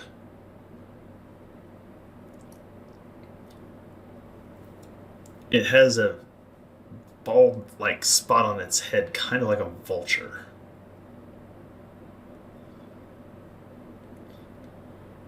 You've never seen anything like it, but as you stare at it for a few seconds longer, you realize a couple of other things. First, it very, very, very, very closely resembles the description from Wolfern's book of the thing that allegedly destroyed Huttenberg. You've only heard of them in tale. And by tale, I mean other books like Wolfern's where they talk about these things like they exist, but you never really hear of one. It does resemble a bit of what Zelina described in her story. They have contained, it looks like, a light eater. Perhaps the light eater.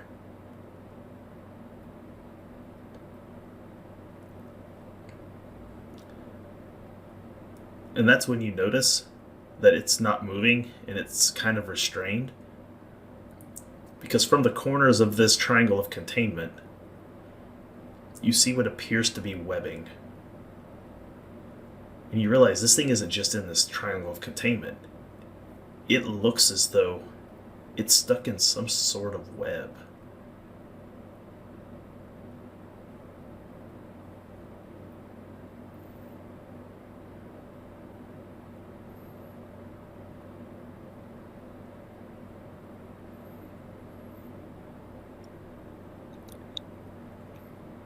He's been in there for some time now, right?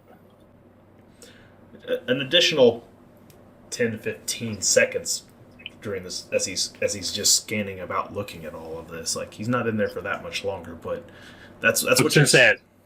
Kung. But it feels like forever while you're waiting in the hallway when guards could be coming by at any moment. I'm gonna push the door open and look around. Like, where are you, Raven? Come on. On a sign at the bottom of the triangle containment, you see Specimen 18.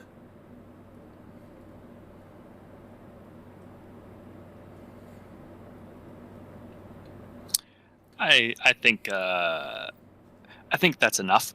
He's going to promptly and quickly start backing back out the room, back the way he came to report back to everyone.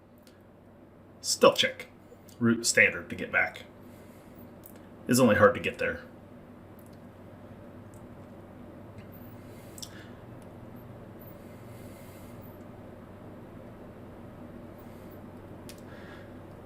Would you like to re-roll that with the last fortune that you have at the moment? I don't know. What do y'all think? It's the last one. I mean, if you don't use it, we're going to fight now. And if you do use it, we're going to fight later. So.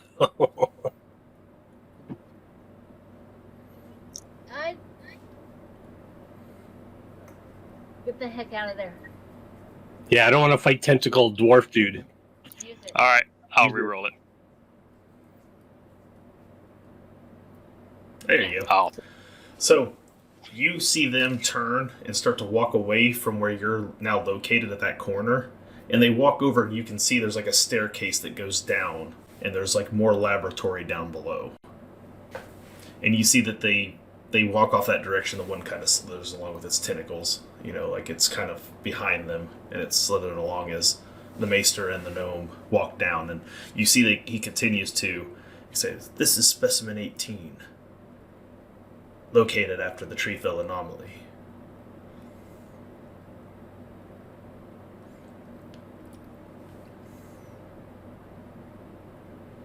And they continue to walk down as you retreat back to the door.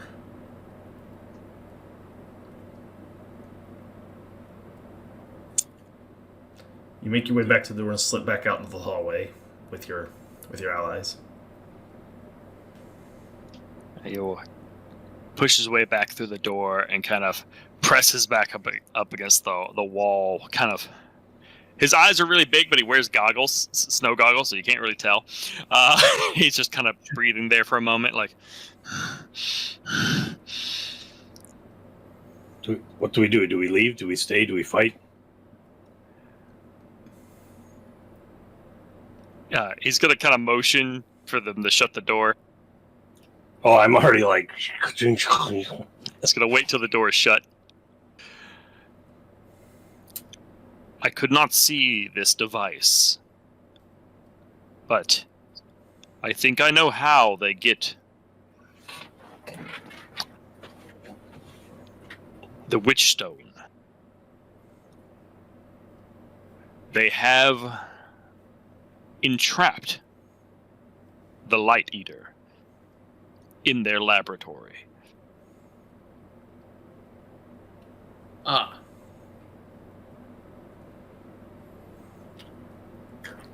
For the non-magical what? The demon that the book said destroyed Huttenberg in some other, supposedly. Apparently they have it here now. And by the way, it is still very much aware of things and would like to be freed. Oh, I would very much like it to not be free. In fact, Zelina said they sacrificed someone to imprison it. It would seem it has been recovered. But can we free it to its own home thing, so it's not here killing us? You're the knowledgeable ones. Would I know that it could potentially be banished? You know that it can be a very difficult ritual. This thing, if set free, is immensely powerful. If it were set free, it would likely cause mass devastation. It could be banished with great difficulty. It is not something I have ever done. And if we let them keep it, they could do whatever they want with its power. They being the powers that be. Something has to be done with it. We have to get it out of here at the very least. Do you think the containment procedure by which they have this thing could be transported? I'm assuming it looked pretty big. It is large, yes. It is a triangle of containment, that's roughly, it would be like a equilateral triangle at this point, and it's 30 feet tall from the base to the apex of it. A 2-story building worth of triangle of containment to contain this creature, as it comes in at category huge. They cannot be allowed to keep it. I am not sure that we are in the state to be able to get rid of it, however. It is very large. And we no longer have the book which had its name. I believe that is required.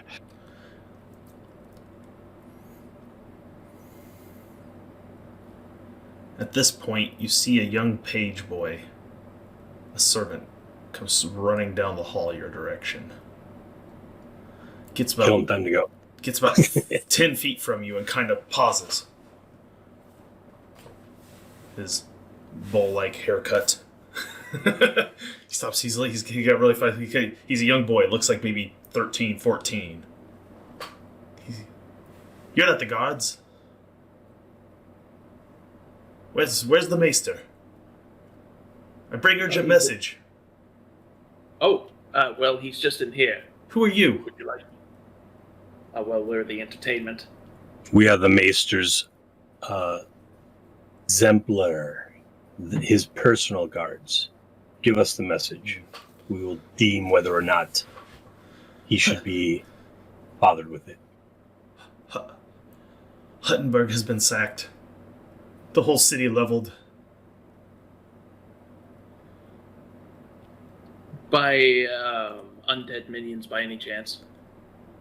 By a being that calls itself the Mithril Primarch.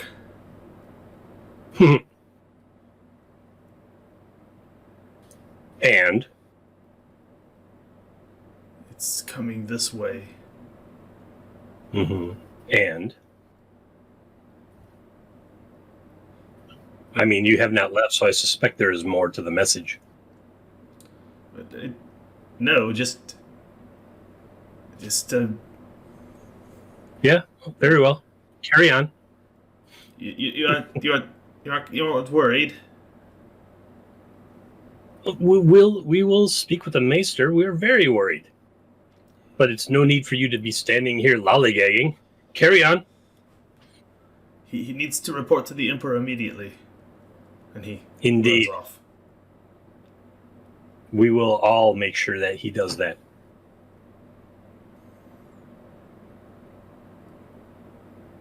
He turns and scurries off back down the hall. Okay, time to go. I'll call out to him. Oh, Paige, He stops. don't spend it all in one place, and I'll toss him a silver coin. He catches it. Oh. He catches it, gets a big smile. Thank you, sir. Thank you. Very noble of you.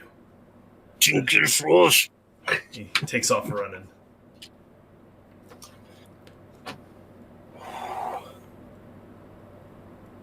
So, do we, I don't know, let him all. The Mithril Primarch. Ooh.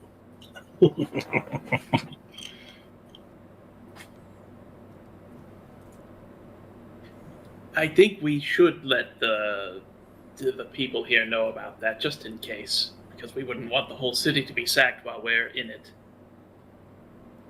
It's true. It is what brought me to Vallandria, was that some creatures were going to sack Huttenberg, and apparently they have. Now we have a name for them. The Mithril Primarch.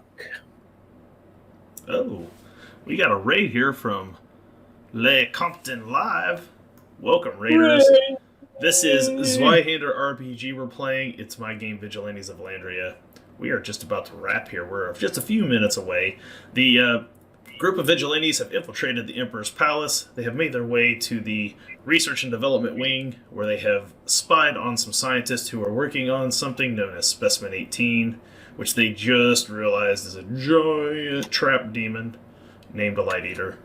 And we're just then approached by a page who was trying to find the Maester in there, who's one of the scientists, to tell him that the city that they came from has been sacked, and there is an army moving this way towards the Emperor's Palace. And there's more of you than successful rolls for us all night. Yeah, more of you have just joined our channel than there were successful rolls by the party tonight. It was a rough day in combat. Not wrong. A rough day out of combat. And they're finally getting a little bit of story plot here before we wrap. So that is where they are currently standing in a hallway outside of a research development center inside of the Emperor's Palace, where they have just uncovered some pretty serious shit. We have quite the conundrum now. Right, team? Do we bust in and tell these people who we've just been spying on what we know? Or we just pack up and leave I town? don't see how things could get any worse by us busting in there and telling them what we know. I mean, we could all end up dead, like I was 3 times earlier. Yes. And what are they going to do to the messenger? What if they don't believe? Will they believe? Or...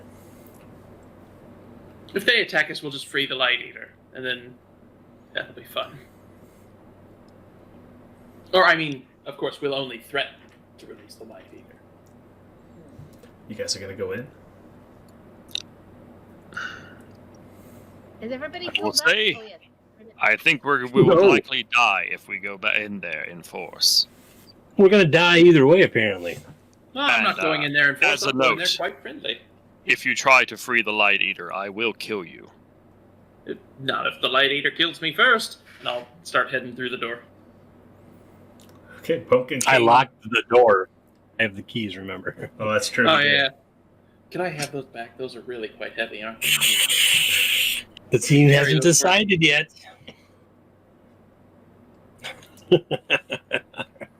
I'll just lean back and bonk my head on the door like, ugh. Are you attempting to make noise? No, just bonk my Oh, head. okay. I mean, they could shoot the messengers and we'll die. Or they could not shoot the messengers and we live. Or they could not shoot the messengers and do nothing, and then the undead horde comes to Vallandria and we die. Or we could get in there in this one, let's loose that thing, and we die. We could all be grand 50-50. heroes as we are. We'll go in, we'll tell them what we know about the approaching army, and say we work on behalf of the whatever the name of our group is. And, Indeed. And we will help them to save the day. And in so doing, we will also conspire against them. Dustin, just for the newcomers, could you describe the demon that is in the containment triangle? Oh, yes, the Light Eater itself. So the Light Eater, when you see it, appears as an amalgamation of a whole bunch of different birds. The bulk of its body is covered in bright pink flamingo-like feathers with purple tips. It has a long, plumed, peacock-like tail that's all folded in the way that a pheasant's tail folds in when it's in flight or not plumed out. Each one of those feathers, by the way, in the tail, has a blinking eyeball at the end of it. Whereas a peacock normally has an eyeball-looking shape, this actually has blinking eyeballs in it. So when it fans out, it's just a solid wall of eyeballs that you see. But it's not fanned out at the moment. It's folded in. It has very long, crane-like legs, 2 sets of wings.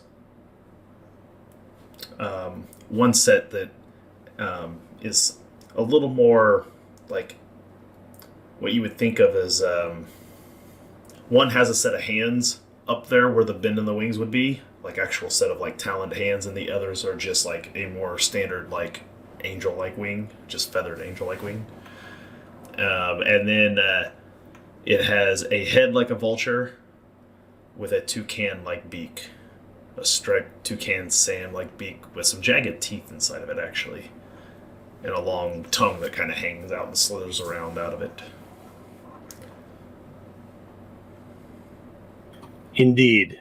Quite the flamingo of doom, yes. And it's a good... You should have just summed it up with that. Flamingo of doom. Yeah, it would have like a 50-some foot wingspan if it were able to expand its wings out. But it's in some sort of a web. And it's not wrapped up in web. It's like it's stuck in a spider web, but the spider has not yet come. And it's inside of a giant triangle of energy that keeps it contained. Which is powered by Witchstone, correct? We believe. You know that triangles of containment. Well, you don't know. The 2 casters know that a drawn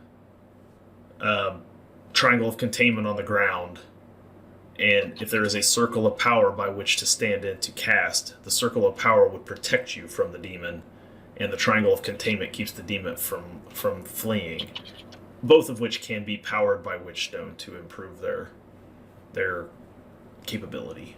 So you would assume this thing is very much being powered by Witchstone.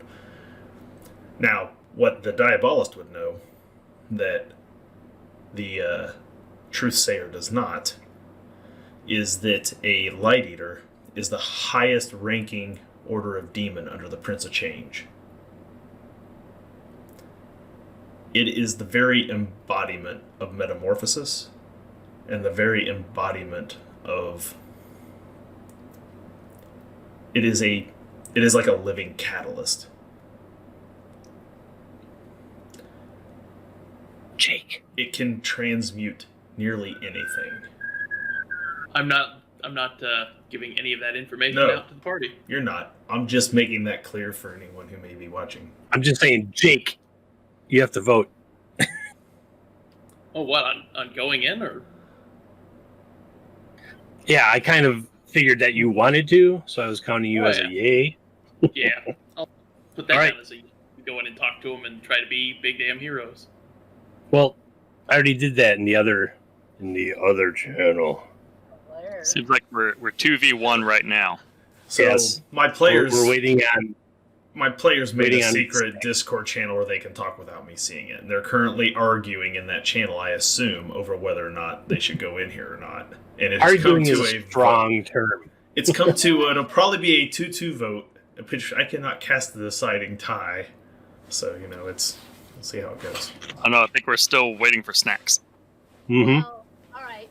Here's the thing: is you're not waiting for Snacks. You're waiting for Sigrid, because Snacks would do like bingo and be like, "Get the heck out of here!" But but Sigrid, being man at arms and militia, is essentially going to go with what the party, what the unit decides. So she's not. So leaning towards what's it gonna hurt to go into this one room? So that's a yay. Yes. I think that Sigrid will say let's be cautious about this and go in, but not. I mean, So Pumpkin King... Raven, everyone in the room that were in there. Raven, if we're wrong about this, we will speak about it nevermore. He says nothing. You know what they say, Raven? Birds He's come going down in and flock last. together. He says nothing, but he's going in last. Nailed it. Oh.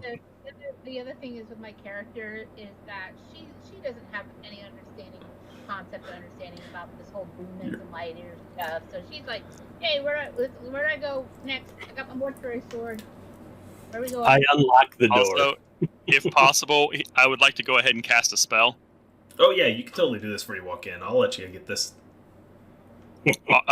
Armor of Scripture. Take out a piece of shield and cast armor on myself. Okay, make your incantation roll. I like when players blow themselves up right at the end of a game session. Oh, you succeeded. Okay. Oh my god! All right, darn. so your damage threshold goes up by 3 more. Surprised it wasn't like 99 or something the way we've been going. All right, so we have all nodded silently to each other. You've all decided to go in. We knew. I unlocked the door and Not all slowly of us. pushed it open. All right. You guys walk in. Like I said, it's a very short entryway area before it opens up. And you get to the top of that railing where they were standing, and you look down, and you see an elf who I described earlier, Maester Robert von Helfrich. And you see that he's down there at the base of this thing, and he's standing in the circle of power. And you can see he's performing some manner of sorcery as he's looking up at this. Well, I don't know any of that. I just walk in and say, Maester, Huttenberg has been sacked by undead creatures that are headed for Vallandria. You see another elf in a white lab coat standing there, and he turns and Jesus, looks up Nico. your direction.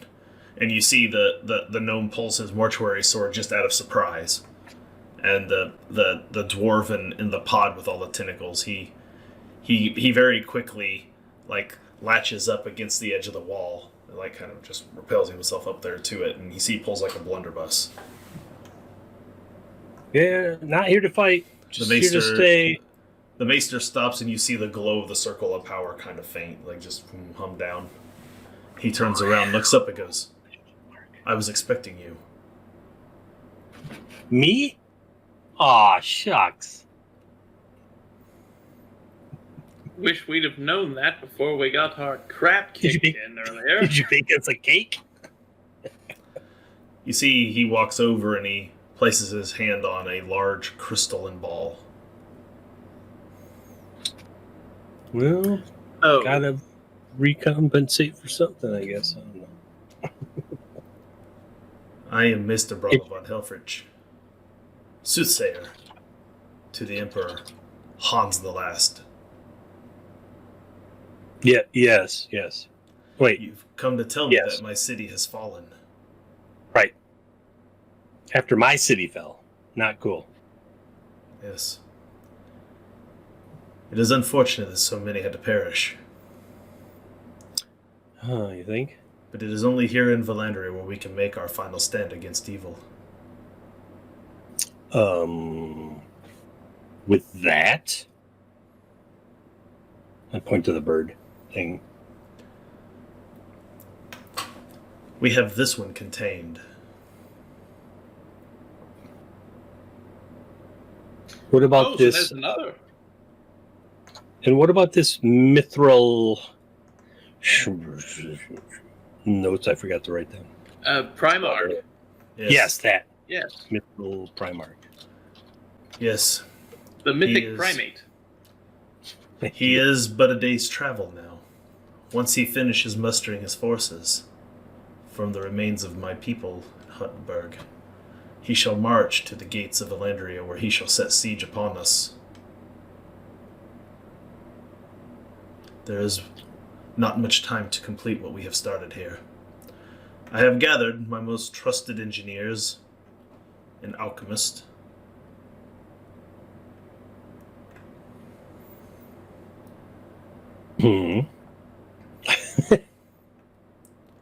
So you're saying death is inevitable and we should just succumb to it. Excellent. I agree.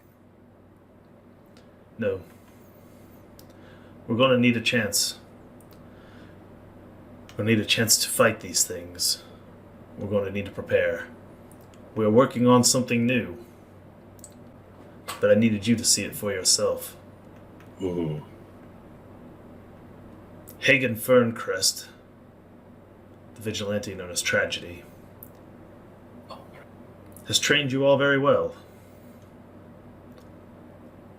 But he is short-sighted.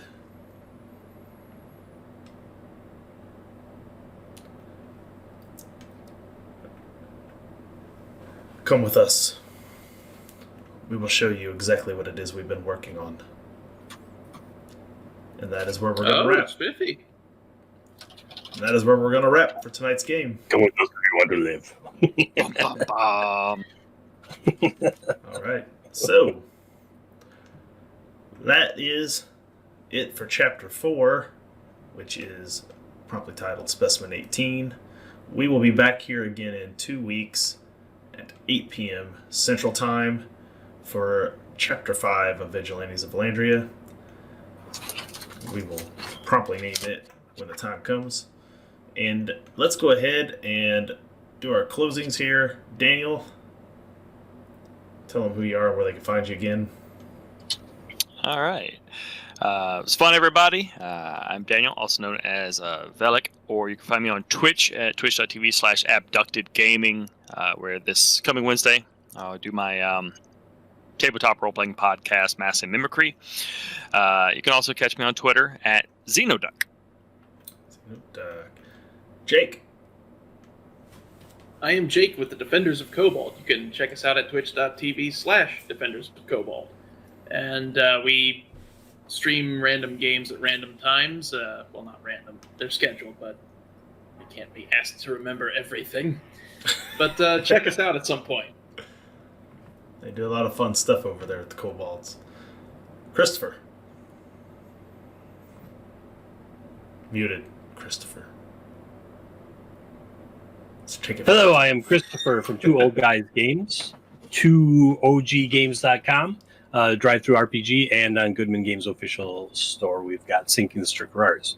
Here on Twitch, I am all the RPGs. You can find me Monday, Wednesday, Friday, noon to 2 Central, when I write an adventure, or last week was a one-page RPG from scratch over the course of 6 hours. It usually takes 10. And then Wednesday nights, you can generally find me playing Starcrawl or Nautical Campaign in DCC. And then every other Thursday, you find me on Goodman Games Official for the Swashbucklers. And then I'm here and there. All right. Debbie. I am Debbie Snacks on Twitch. And you can find me on Wednesday nights over all the RPGs, or every other Wednesday night doing Starcrawl. And then we've got the Pirates the other nights. On Thursdays at 9 p.m. Central, I am on Brendan's channel for Monster of the Week. Lots of fun.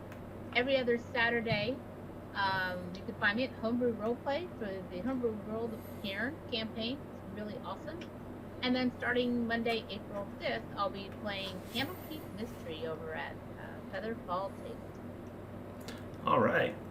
So, well, I'll tell you what. I was going to raid somebody, and they just disappeared. So I found another target. All right. I am Dustin. This is Tabletop to Keyboard. You'll find me again here tomorrow at 9 p.m. Central Time, where I'll be joined by Jeff as we do our community night, where we play with you, the viewers. You can get here in the Discord, which I need to put up there real fast. Discord. There you go. You take that link, you join the TT2KB Discord. There you can get yourself on a list to join in all the fun on our Monday nights, 9 p.m. We play Jackbox Party games. All you have to have is a phone. You can get channel points here. We call them cams down there. You're collecting them by watching. You collect those. You can use those to gift yourself a reservation into the waiting list to hop on the stream with us and play Jackbox Party games live. We do it for a few hours every Monday, and that's what we'll be doing tomorrow night. So hop in.